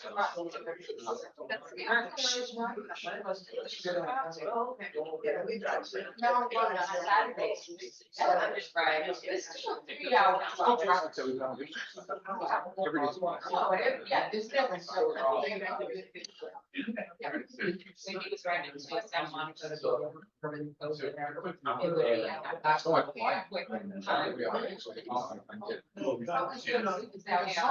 Yeah,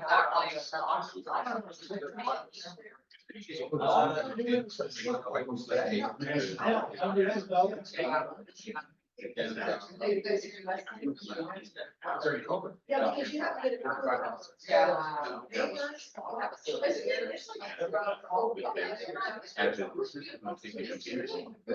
all the people, I know. I know, right, yeah. Oh, yeah. And I don't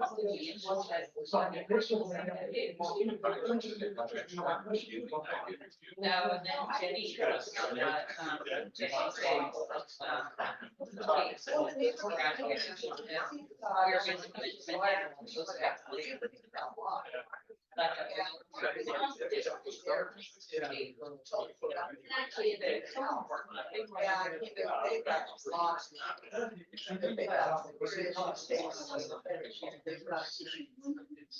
And we're already.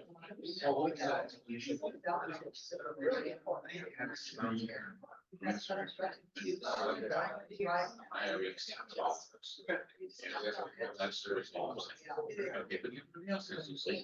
yeah, I'm sure they are.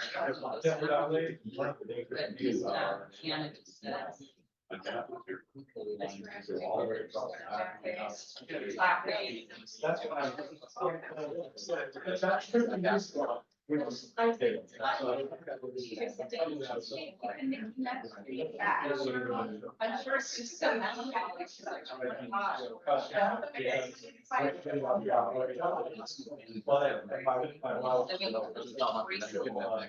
Yeah, I appreciate that. You're not gonna cut that set, are you?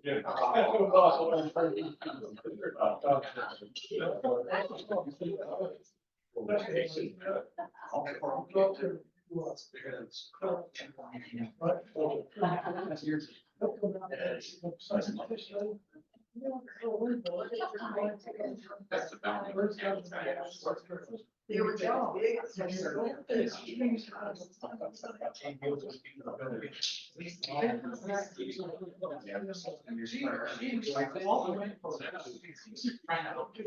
Yeah. No, it was nice.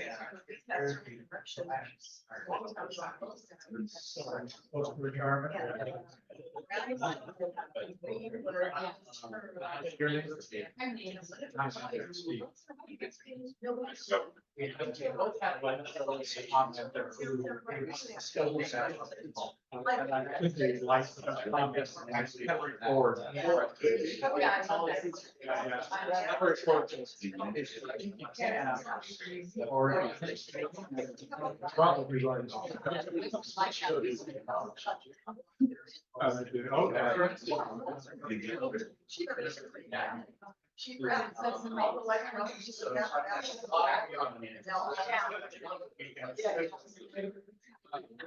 Oh, yeah, 6 years.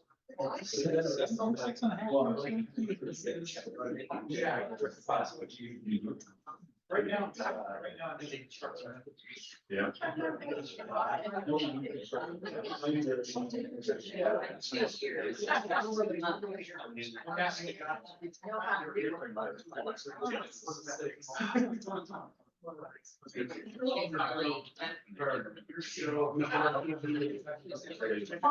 Where I. But I lied. I did. Absolutely, my last year, dude, I did. I stayed. I. I was just not- I missed it. No, I don't. Initially, I cut that door open, thinking for sure. I could do. Sold house or something, and I think really brings together. And other. I worked so hard to get where I'm going. All the education, all the certification, getting me education.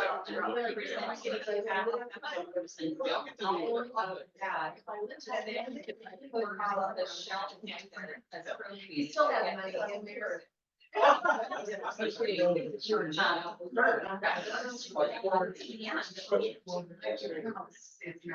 Almost like I can't do that to the person who I want, so for all of that. I thought that was a little bit of an upfront, and then finally I came to peace with it. Did well, she did great. I had owed money to move to the next adventure. That's interesting, because.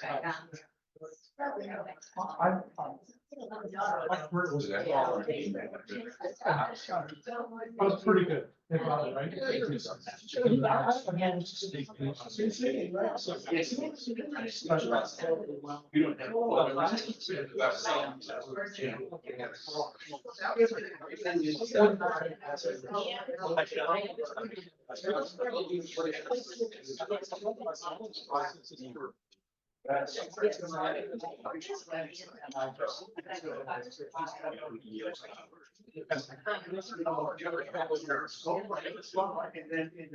This year I decided. I haven't used it.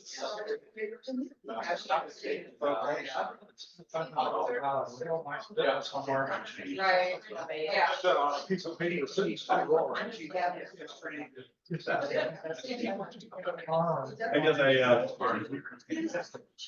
Hard thing to still wait. Let's say. All right, everyone, let's circle back up and we'll have one more session before we break up. Give you guys a couple minutes for one more cup of coffee, and then let's get started here in about 2 minutes.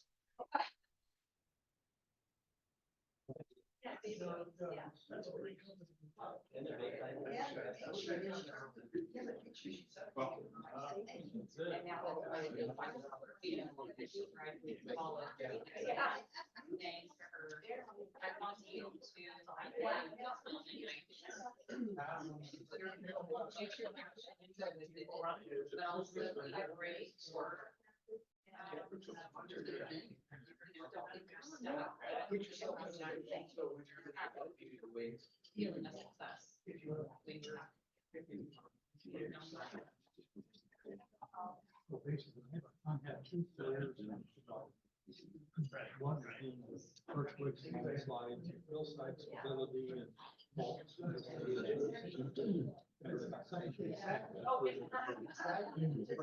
All right, I'm gonna kick us off for our final session, which is really just to discuss the Cedarstone portfolio.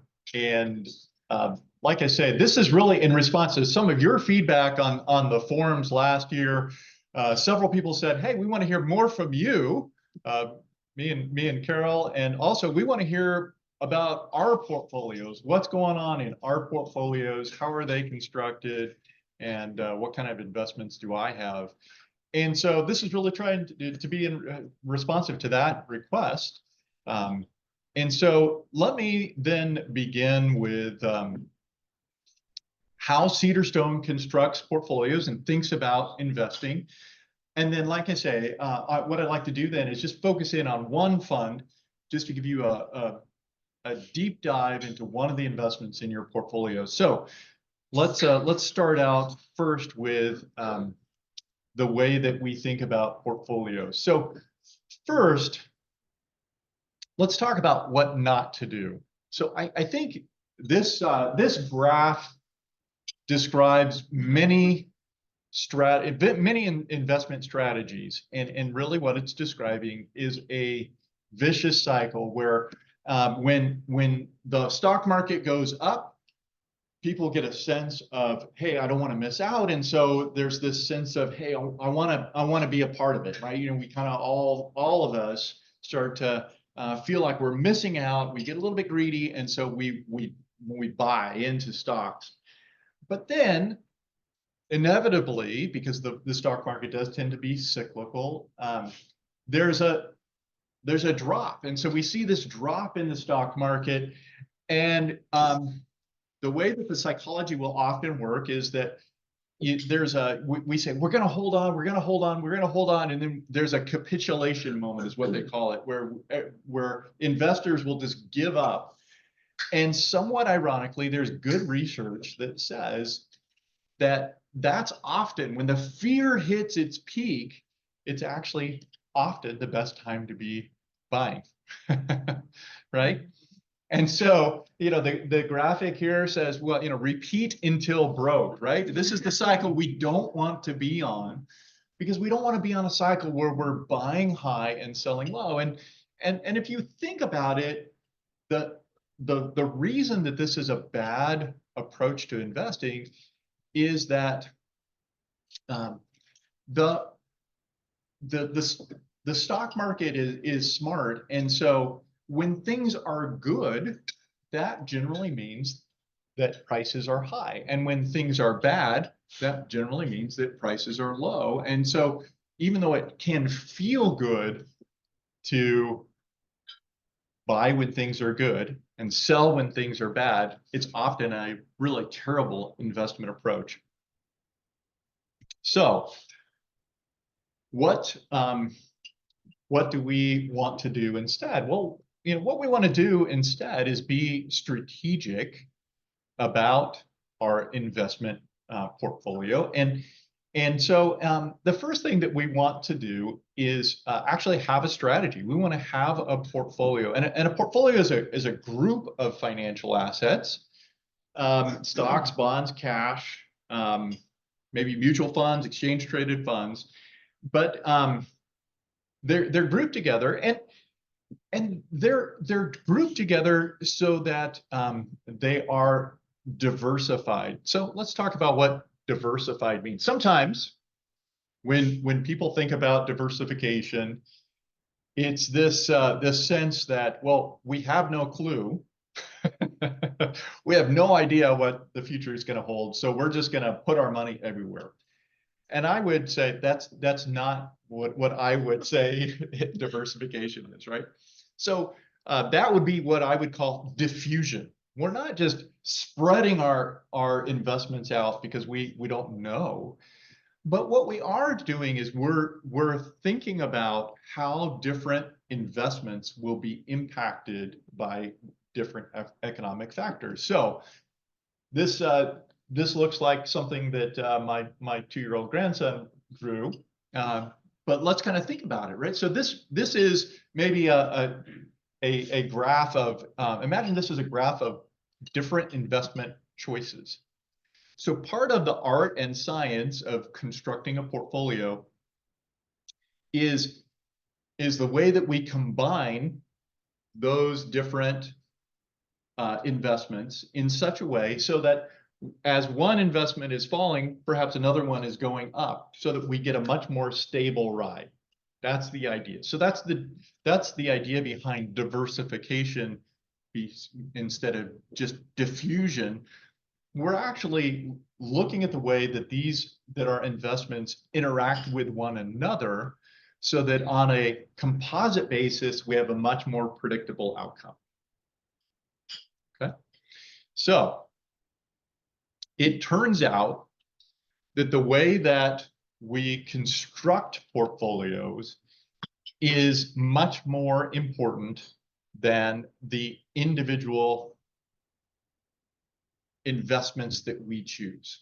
And this can be somewhat counterintuitive to a lot of people. So often what will happen when investors look to construct portfolios is that the way that a lot of people think of investing is they think, oh, this is a good stock, or this is a good fund. I want that in my portfolio. Oh, this is a good stock. This is a good fund. I want this in my portfolio. And basically a portfolio becomes a collection of good ideas, right? And we don't look at it that way. What we look to do is we look at the interplay between the investments that we hold. And so, as it turns out, the what's called the asset allocation, which is whether you're just in stocks or bonds at all, ends up being about 88% of your investment return. It's a much more important decision what the top level, hey, how much should I have in stocks or bonds or cash or gold or real estate, is much more important than whether or not I hold Amgen or AT&T. Okay, that's the idea. And it turns out that the way that we mix those investments together can have a dramatic impact on the volatility that we see in your portfolios. And so one of the things as investors for a lot of retirees that we want to do is we want to have much more predictable outcomes. And so what this chart shows is kind of an interesting effect of mixing together stocks, just stocks and bonds. And what you'll notice, I'll point out a couple of key things on this chart. So if you go all the way to the right on this chart, to that red bar, you'll notice that this is this would be 100% stock market. So during the time period in this chart, and I believe it's a 50-year time period, the average return in stocks was 10%. And so if you just wanted to optimize you maximize your return, then maybe you would choose the red bar over here, right? Because it has the highest expected return. But the size of that bar is the dispersion of the return. So the volatility that you can actually expect. So one way to think about taking additional risk, or just being 100% in stock in this example, is that you have the opportunity to make more money, but you also introduce a broad dispersion. You could also, in this example, lose 43%, or actually gain 54%, even though the average is 10. And so one of the things that we think a lot about is how do we narrow that band, right? We don't want to just have retirees worry that there might be a 40% drop in their portfolios that might change their lives. And we say that a lot, right? As Cedarstone, one of the things that we see as our role is helping you all just avoid what we call a life-changing event.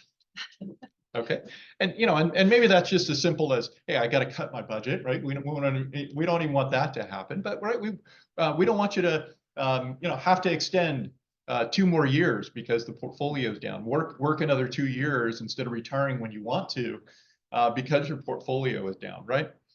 So the way that we think about that, and the way that we do that then, is we can introduce other investments such as bonds that, if you look at this chart, one of the things that I think is remarkable is that by introducing just a little bit of bond exposure, you actually dramatically reduce the volatility of returns without sacrificing really much in terms of investment return. So for example, if you just go to the orange bar, which is a 40% bond, 60% stock portfolio, that might be tough to read.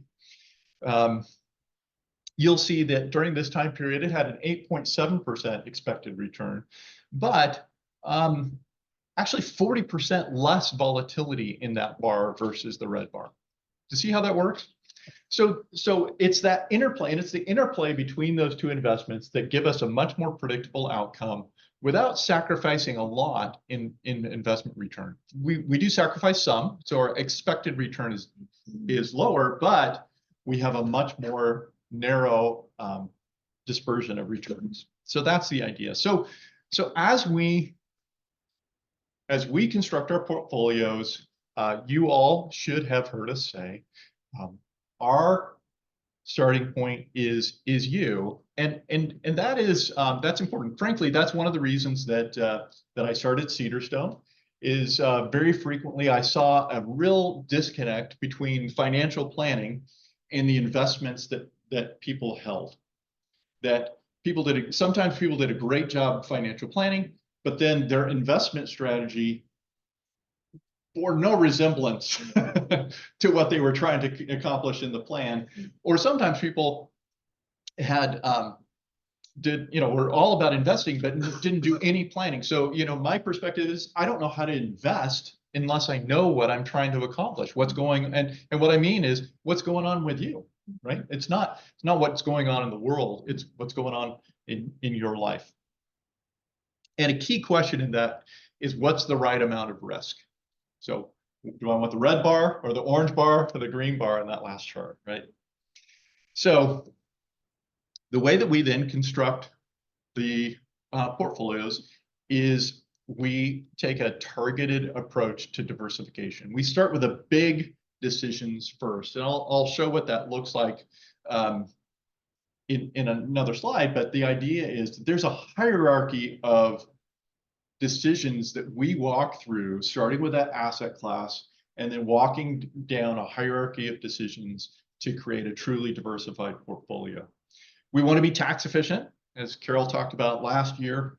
And then we really walk down all the way to the individual decision, the individual position, but the individual fund or stock or ETF that we hold is really the last decision in that analysis. So I hope that that's legible, but this is an example of how we think about the portfolio.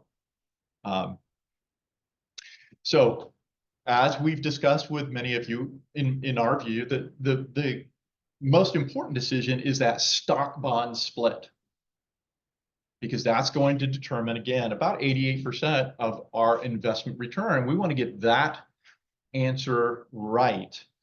And if we do that, then we go through a hierarchy of decisions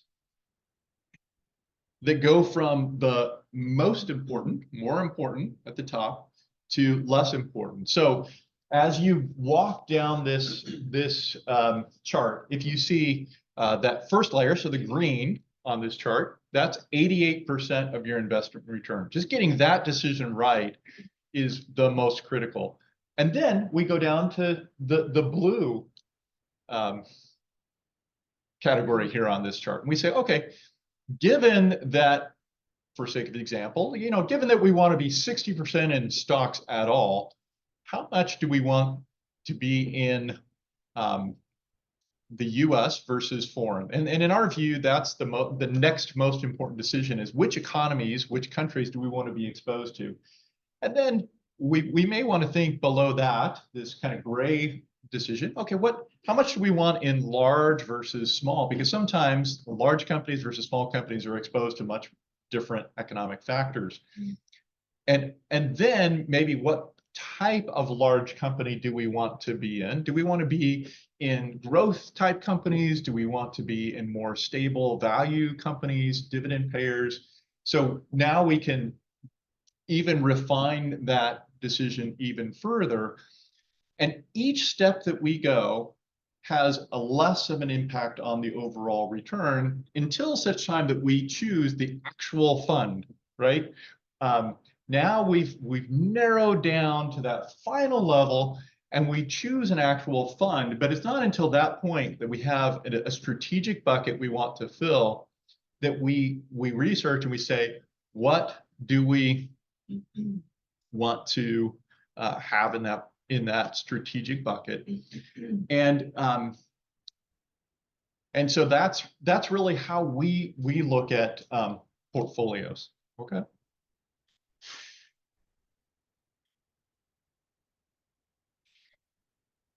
So I think this is a critical decision as we're going through those decisions.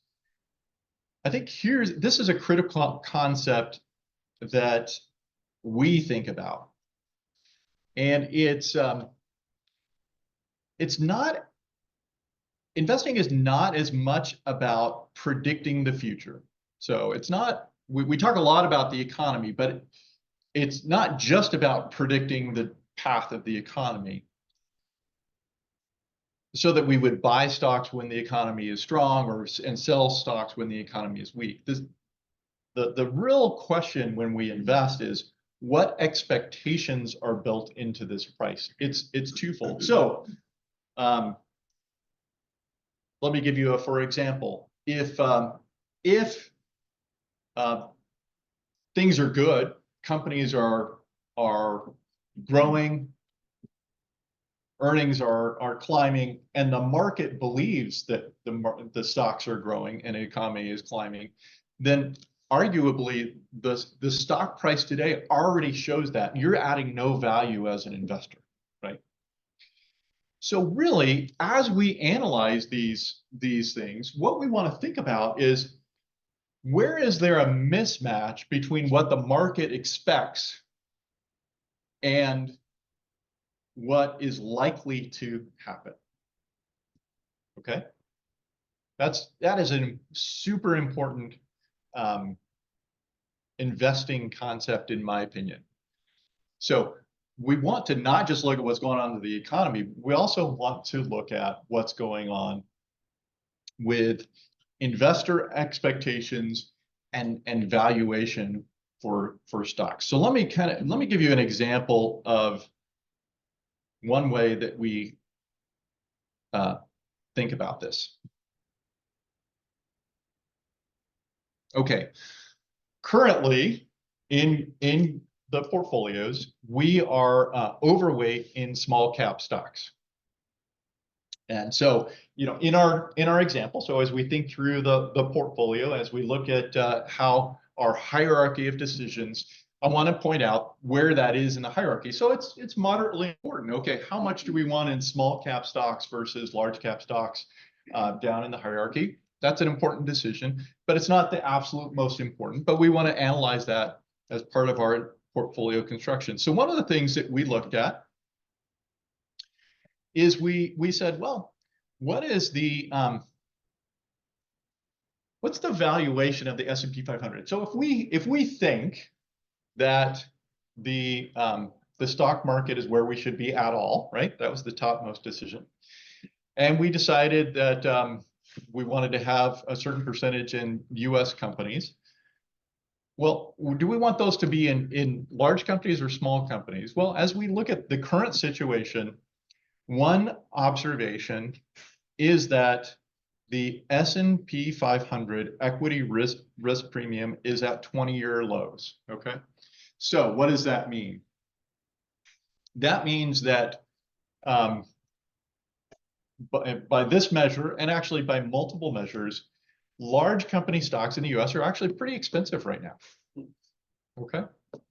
And so as we look at future returns, one thing that is a good predictor of future returns is whether or not you're buying at a cheap price. And so, okay, so as we analyze how much money we should have in the S&P 500 large company stocks versus small company stocks, that says, well, maybe I want to have less in S&P 500 stocks right now than small companies.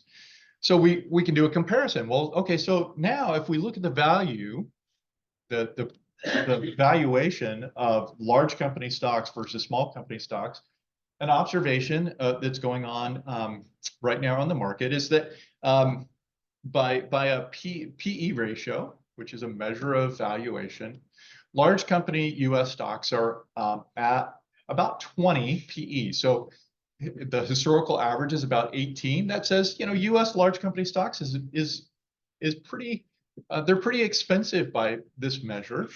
And we can look at it and say, oh, well, mid company stocks are only at about 15. And small company stocks are actually at 14, so much cheaper by this measure, which is kind of interesting, right? So if valuation is one of the predictors of future returns, and if we see this type of mismatch where we have one category that is relatively more expensive and another category that's relatively less expensive, one of the things that we do in your portfolios is we seek to overweight those areas where we think, the way that I phrase it, where we think the money will be treated best, right? And so in this example, one of the things we currently hold is we have an overweight in small cap stocks. So Yeah. for those of us that are more ignorant, what makes something small? What's mid and what's large? Yeah, that's a great question. Yeah, so it's just a way of looking at, so large company stocks are generally thought to be considered to be the top 500, right? So when you think of the S&P 500, that's the 500 largest capitalization stocks in the US. So largest 500 companies. What about a company like GE that just divided into 3 smaller companies? What becomes how do you put that in those things? Is there a dollar value? There's not a specific dollar value, right? But generally you would say that anything that has a market cap of about 2 billion or above, which is still relatively small, right? But 2 billion or above market cap, or excuse me, revenue would be what I would consider to be a large cap. 2 billion revenue is large. Yeah. And then mid. And then mid is generally considered to be anything from 100 million revenue to 2 billion. And then small would be 100 million or less. Okay. Okay. And what does the cap value, what does that have to do with how much money is going to add to my portfolio? There's big companies that lose money and there's big companies that make money and small ones. So there's winners and losers in all 3 of those categories. Yeah, there are. Yes, but one of the things that I'm advocating, Dan, is that the grouping, so large companies are impacted by economic factors typically differently than small companies. Let me give you a couple of examples. So large companies, S&P 500 companies, tend to have much more international exposure. So they tend to, a matter of fact, the S&P 500 gets about half of their revenue from overseas. Kind of an interesting concept, right? Versus much less international exposure for mid and small companies. US companies, anyway, tend to get much of their revenue, if they're smaller, from US customers, right? So that's one factor, right? That as we think about this might be at play. That would differentiate small. Yeah, that would differentiate small. It's not just the at least as we narrow the field, right? As we think about this, when we have this, we have this huge population of potential investments. And what we're trying to do is we're trying to sift out, we're kind of trying to funnel down where we want to overweight our money. And so could we find a S&P 500 stock that is undervalued? Potentially, right? But as we think about this in categories, as we're filtering down, we think, okay, small companies are an area of interest for us, right? And so we want to overweight the money that we have in small companies at this juncture. Does that make sense? So it's not just about picking that individual stock, it's Yeah, about but it- picking the category too. You know, the foreign domestic, that was another block division, one level down more. So, you know, you take a large cap, you can say some of those are more Right. foreign and some of those are more. Yeah. domestic. So yeah, so it was the foreign versus domestic is actually one layer above, right? It's up, okay. But even if we go domestic, if we think about Apple, right? Apple, I would argue, has actually significant exposure to the Chinese recession right now, right? So for example, if I were invested in Apple, I have significant exposure to an international economy that is in a recessionary environment. Does that make sense? Yeah. So even though I've allocated more money to domestic, I've also, you know, because I've, you know, those large companies have different economic, or are exposed to different economic factors than mid or small companies. Yeah, so a company like Huawei, for instance, which is Chinese owned, Yeah, you know, you would call that foreign, correct. although they sell stuff all over the world. Right, right. Okay. Yeah. So can I just do one more little thing? I'm not sure I totally understand the value versus growth. Now, growth, is that a company that doesn't pay dividends, but it relies on the market to raise the price? And value is somebody that pays a dividend every month. Yeah. Snow Peter Gate. Yeah, that's a great question. And one of the reasons why that might be confusing is because there's no clear, you know, there's no like definition out there that everyone agrees to, right? But generally, the general concept here is that a growth stock would get most of its value, most of its price is due to future expected growth, right? So,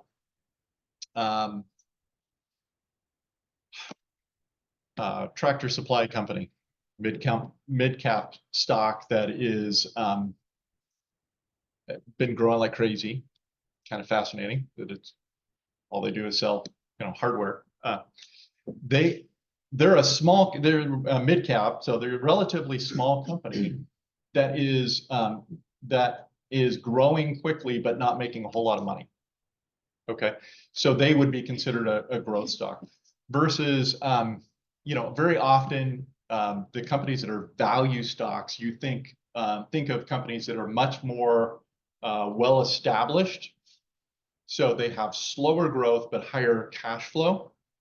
And so much of Edison, for instance. Edison would be a classic value stock. Exactly. They're typically high dividend payers. And you can think of it as they're paying high dividends because instead of reinvesting in the company, they're paying, they don't see a whole lot of growth prospects, right? So Edison doesn't have a lot of ways that they can expand and grow because they have a quasi monopoly, right, over a specific territory. And so it's hard for them to invest outward, right? So other than investing more in the infrastructure in their territory, if they have extra cash, they're paying it out to dividends. So it's a relatively slow growing company with its high dividend paying. So that would be classically a value stock. Exactly. But it's a great segue, Dan. I appreciate the question because one of the things that I think is an opportunity for us, and one of the things that one of the funds that we hold in the portfolio that I'm a big fan of this strategy.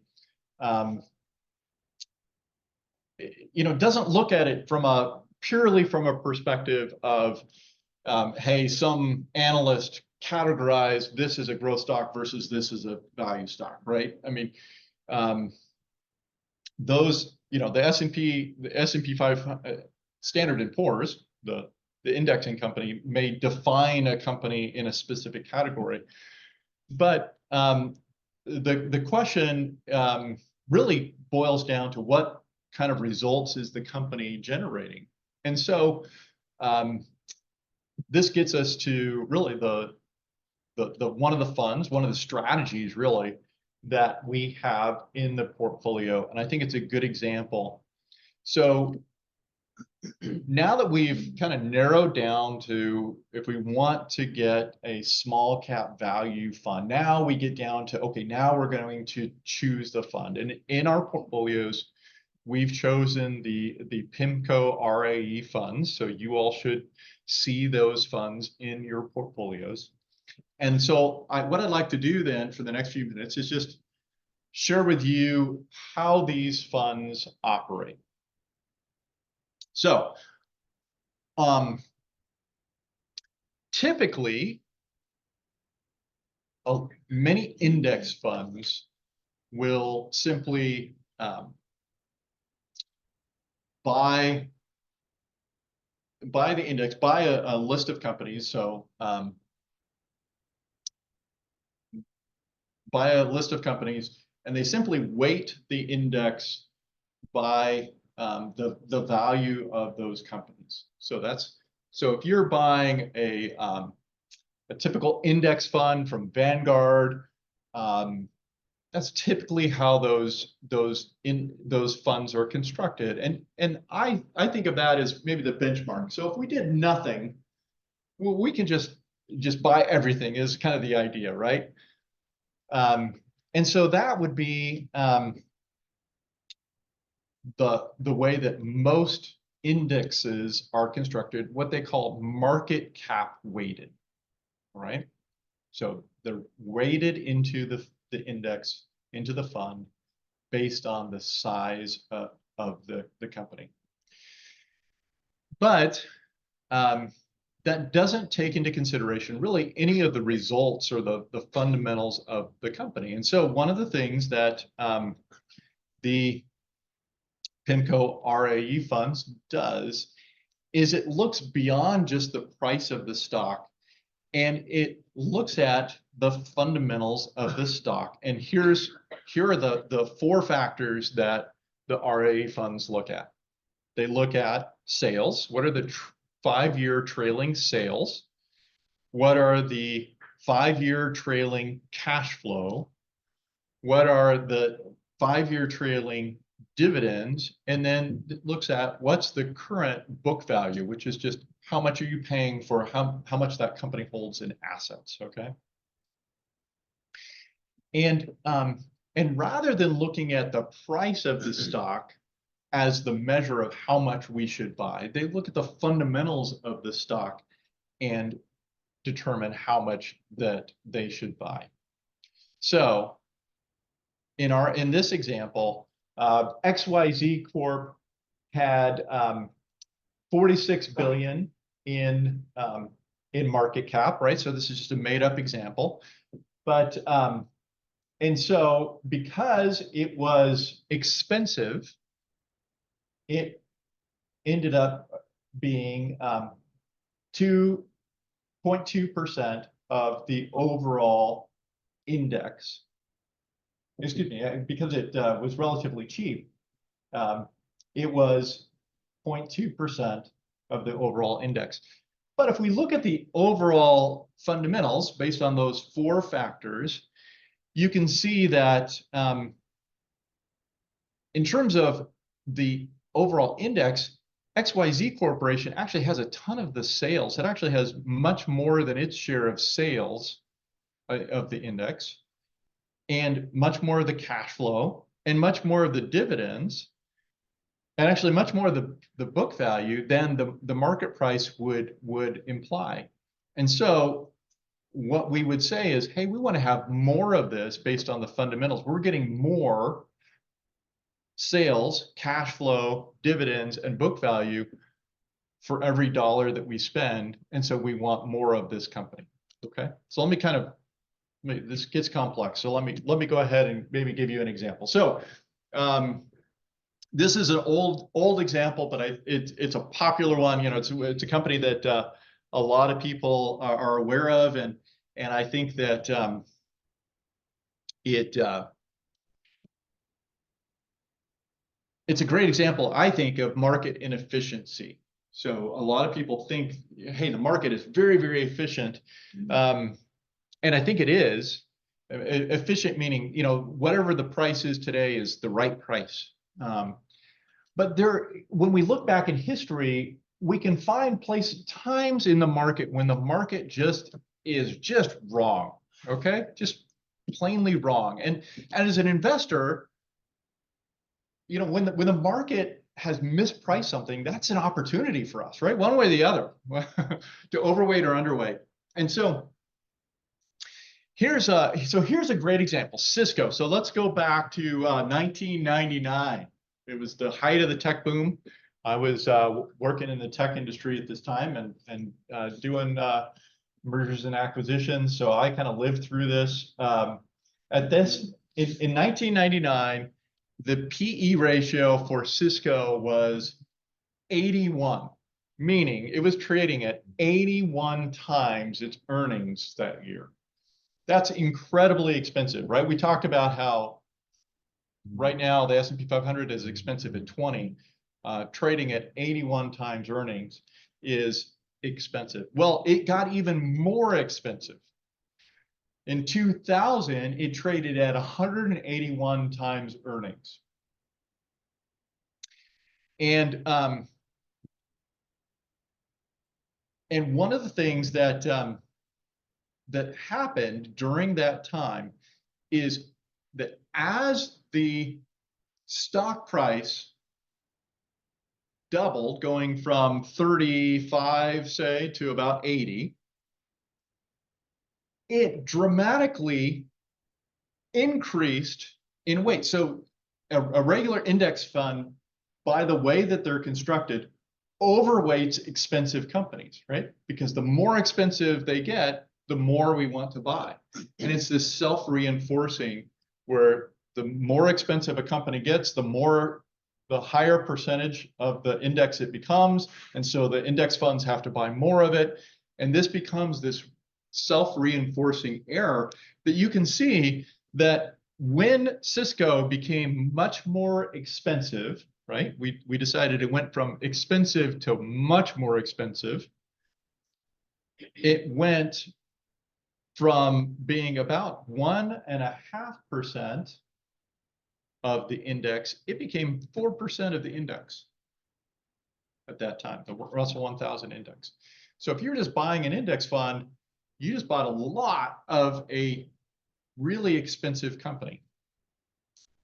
Well, the yellow bars show what the index fund did, but you can see in the blue what the RAFI fund did. So if we just bought this company based on the fundamentals, we would have received the allocation of the blue bars there, which meant that because what we were doing is buying, what RAFI does is buy the company based on the fundamentals. How much does the fundamentals of the company justify the percentage in the fund?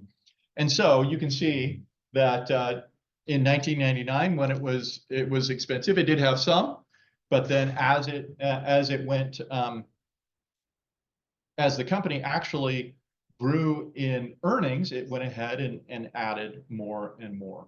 Okay, makes sense? You guys see how that works? So I'm gonna go ahead and for the sake of time, skip the second example. But let me kind of cut to the chase, is that it turns out that this strategy and this fund is actually adds a whole lot of value through this process. So here's the performance in this for this fund, and it's actually one of the core funds in our portfolio. It's one of my favorite strategies because of this consistent discipline to buy or at least overweight those companies that have the best value, defined as the best fundamentals in the company. And so this is through March 31st of this year. Year to date, the PIMCO RA US Small Cap Fund is up 11.2%. The Russell 2000 Value Index, so that just that category, is up 2.9. So it added actually 8% of value during that time period. And then over the last year, it was up 32% versus the Russell 2000 index was up just a little over 18. So, and you can see that that's been a fairly consistent outperformance over 3, 5, 10 years. So it's got a fairly consistent track record of just adding a little bit of value. And so this is one of the ways that the individual fund adds value to the portfolio. Okay. All right, you guys. So you asked for it. Any questions, Dan? You had good questions. Any more? Any more questions on that? So I'm just amazed by all the data. You know, where do you get the data to do this? That's what Yeah. Is that published? So yeah, so one of the one of my favorite economists, and something we do subscribe to, is Yardeni, and I used a lot of his slides. So Ed Yardeni, he's a PhD economist out of Yale and consultant. And if you are interested and you want to go to yardeni.com, he does publish for free a lot of his economic research. There's also a subscription service to it. But yeah, Ed Yardeni is one of the places where I get a lot of this data. A lot of the data is available through the individual fund company. So so in those last few slides are from PIMCO, and so they provide us analytics on their own funds. And so in the news of late, there's been a lot of discussion about the SEC and their pushing companies to do this DEI stuff. Yeah. And whether that's good or bad, or whether it hurts or anything. So that's Right. one subject to discuss. And then the other one, of course, is whether the company commits to be carbon neutral by 2050 or not. Right. You know, some are doing and some not. And Yeah. what does all that mean for me, and how much money is in my account? Yeah. Yeah. No, that's a great question. Well, so that's why we had Strive last year, you may recall. So Strive is a fund company. Yes, he was an anti-DEF. I mean, if they carbon, I can't go. Yeah. So I mean, they would say they're not necessarily anti-DEI as much as excellence capitalism. So what they want. So the argument, there's a lot there, but the two sides on that coin is the DEI advocates would say, well, DEI is good for business, and so therefore management should do DEI. The proponents on the side of the shareholder advocates would say, if the shareholders believe that DEI is good for business, then the shareholders will vote for it. It's their company, right? So the argument is, who's in charge? Does management have this the ability to intervene and say the shareholders don't really know what's good for them, so we're going to do DEI anyway, right? So that's kind of I'll say that what Strive would say, and so we did add Strive to the portfolio because I'll say for my part, I'm on the side of, I think the shareholders should be in charge of their own companies, and so fund companies that vote for DEI initiatives to the detriment of shareholders, I think is inappropriate. So I have a couple questions. Way in the beginning, you said that we're overweight on small. Mhm. Did you say how you know that? Like, how do you know that? Looks pretty even on the chart. yeah, so in our portfolios, so I didn't throw percentages up there because everybody's portfolio is different. Okay. But and so one of the ways that Is it like, because I'm sorry to interrupt Yeah. you, but does it change based on what's going on in the market? Is it always changing? Whether Yeah, you're so- overweight or underweight and this or that? Yeah. So the way that this works then is, and maybe I didn't explain it very well, Rena, but the way that, no, I probably missed out a key point, which is as we go through this hierarchy of decisions, each of these blocks is a percentage. So the way to think about it would be that for each specific block, so stock versus bond, maybe 60% is in stocks at that top level. But then we go down another level and we say, okay, of that 60%, how much do we want in domestic versus, domestic versus foreign? And so there's a percentage there. And then the next one, there's a percentage there. And the way that we think about it is that if we did nothing, if we just blindly bought the whole stock market, what's that percentage? Right? So if we just blindly bought the whole stock market, how much is small cap? And then do we want more or less Okay, of that and percentage? how do you know? Do you want more or less? And so that's the analysis that we go through. So then we say, okay, well, so the first question that I ask is, do I have a strong opinion? Right? So if I don't have a strong opinion, the answer is I just want to be on benchmark, right? Okay. But if I have a strong opinion, and if I think the market is wrong, then I may overweight the small cap or, overweight that specific Meaning area, it's more than. meaning if you just more. broke it up. If I just blindly broke it up. Yeah, That's that's a key point that I probably should have made more clear. Who's the czar of the portfolio allocation? Is that you? Yeah, so I do kind of make those final decisions. Yeah. You could say we, so I didn't know you. It's- Me, myself, and I. I do have conversations with the team, but yeah, So it was very interesting to learn and be educated on the market cap weighted construction of indexes versus fundamental weighted. yeah. And so are the majority of the funds that we're in using that fundamental weight to Yeah, that's a great question. So not the majority, but that is one of our significant strategies. So I use that just as one example. Yeah. And so the way that, Jeff, the way that your portfolio is constructed, the way we construct our portfolios, we do have some allocation. And again, do I have a strong opinion?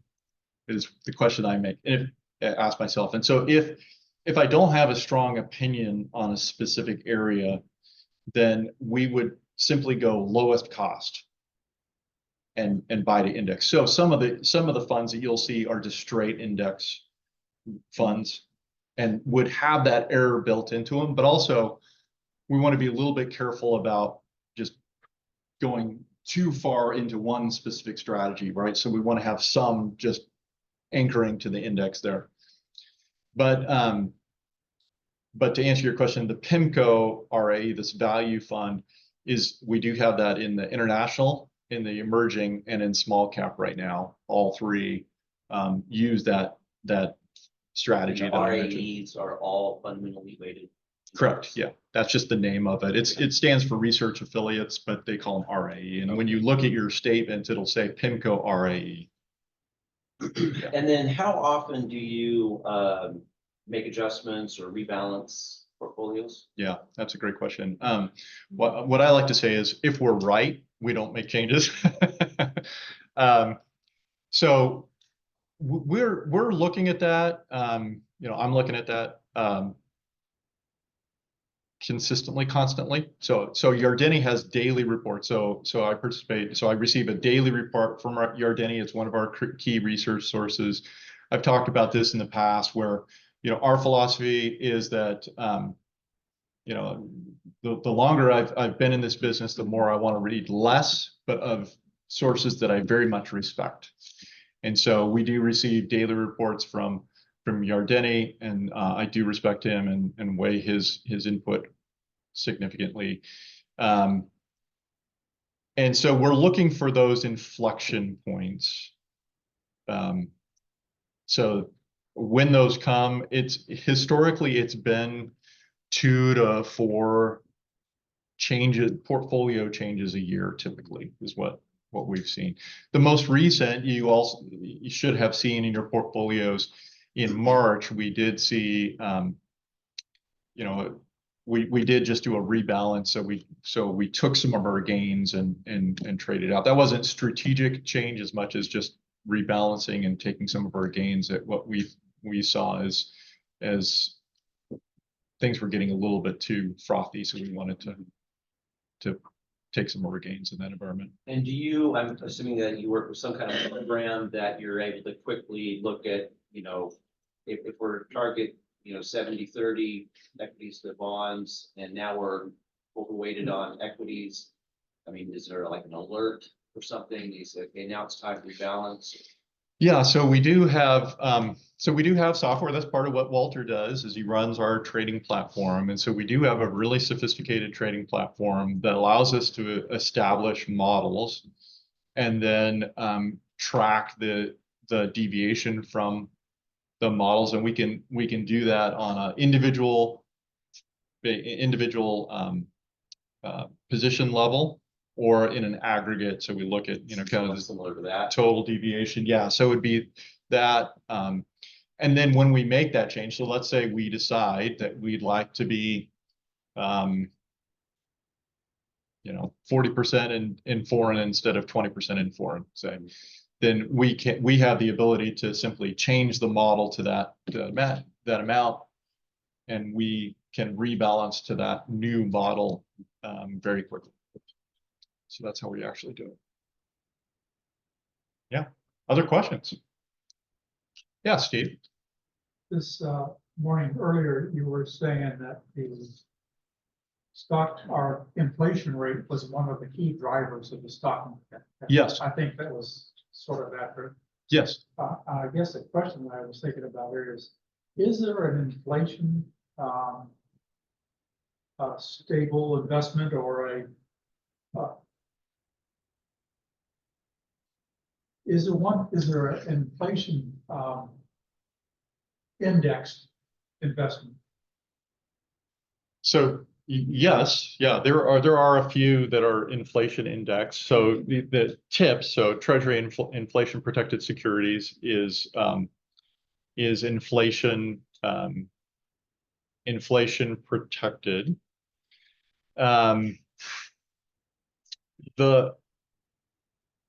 So yes, but the issue is that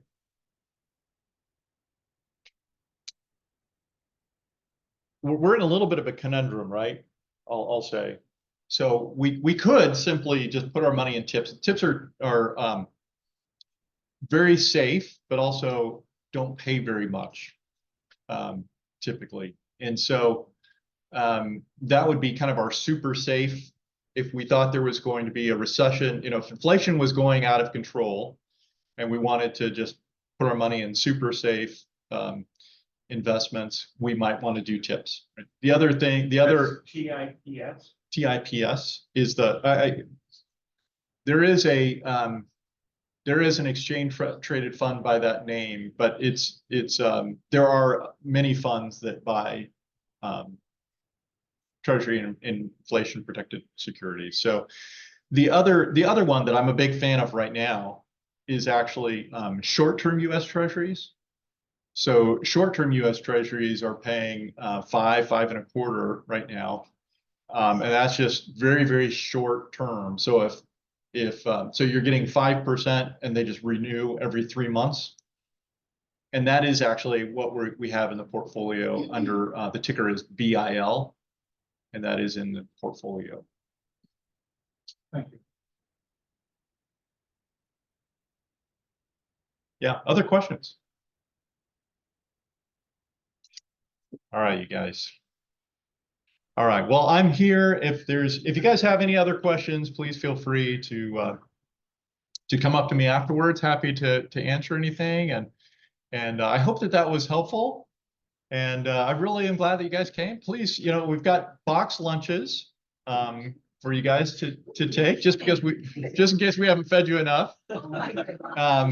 And then we have, in honor of our 10-year anniversary at Cedarstone, we have a couple other things. We also have a special box of cookies just to make it a party.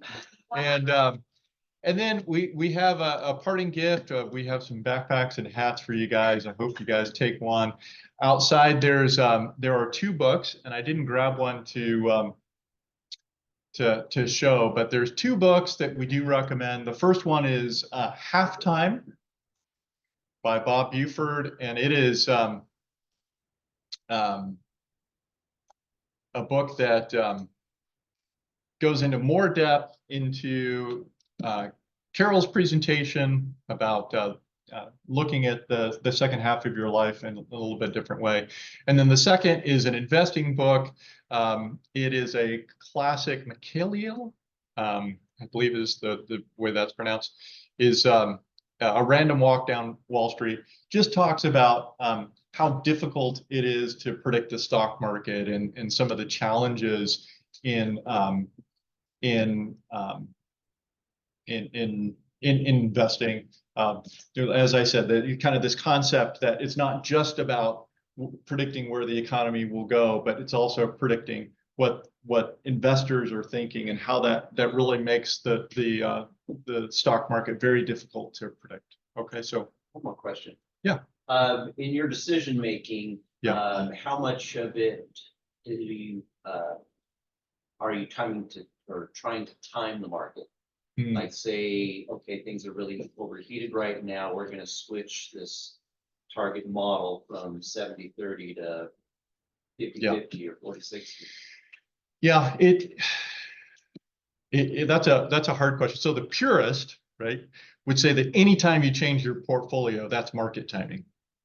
So we do change the portfolio. I would argue that it is not market timing as much as, so the way that I would phrase it would be, we're looking to make changes, strategic changes to the portfolio based on valuation. And so we're looking for and we're typically looking for long-term, not tactical. Typically when I think about market timing, I think of, hey, short term, over the next 6 weeks, I think the stock market is going to go down, kind of thing, and so I want to be out of it. We typically don't do that, although admittedly, even there. So one of the things, I guess I'll just share, one of the things I've started looking at more and more is just market sentiment. So the put call ratio, in advisors intelligence surveys, right, of just how do investors think about where the market is, and what is actually pretty interesting is that whenever you get to those extremes, when everyone is optimistic, those are, as a contrarian, that's usually the top of the market. When everyone is pessimistic, when you hit those extreme points, those do tend to be when we seriously look at making changes to the portfolio. So the most recent change, when we did rebalance, when we took some of our gains, it was because the market sentiment was just getting so positive. Everybody was thinking positively. And so we said, this is just, we need to be taking some of our gains at this point. And so, the purist would say that's market timing, but I don't see it as market timing as much as just, strategic rebalancing. So, yeah, great question. All right, you guys. Thank you. Hey, thank you so much. See you guys soon.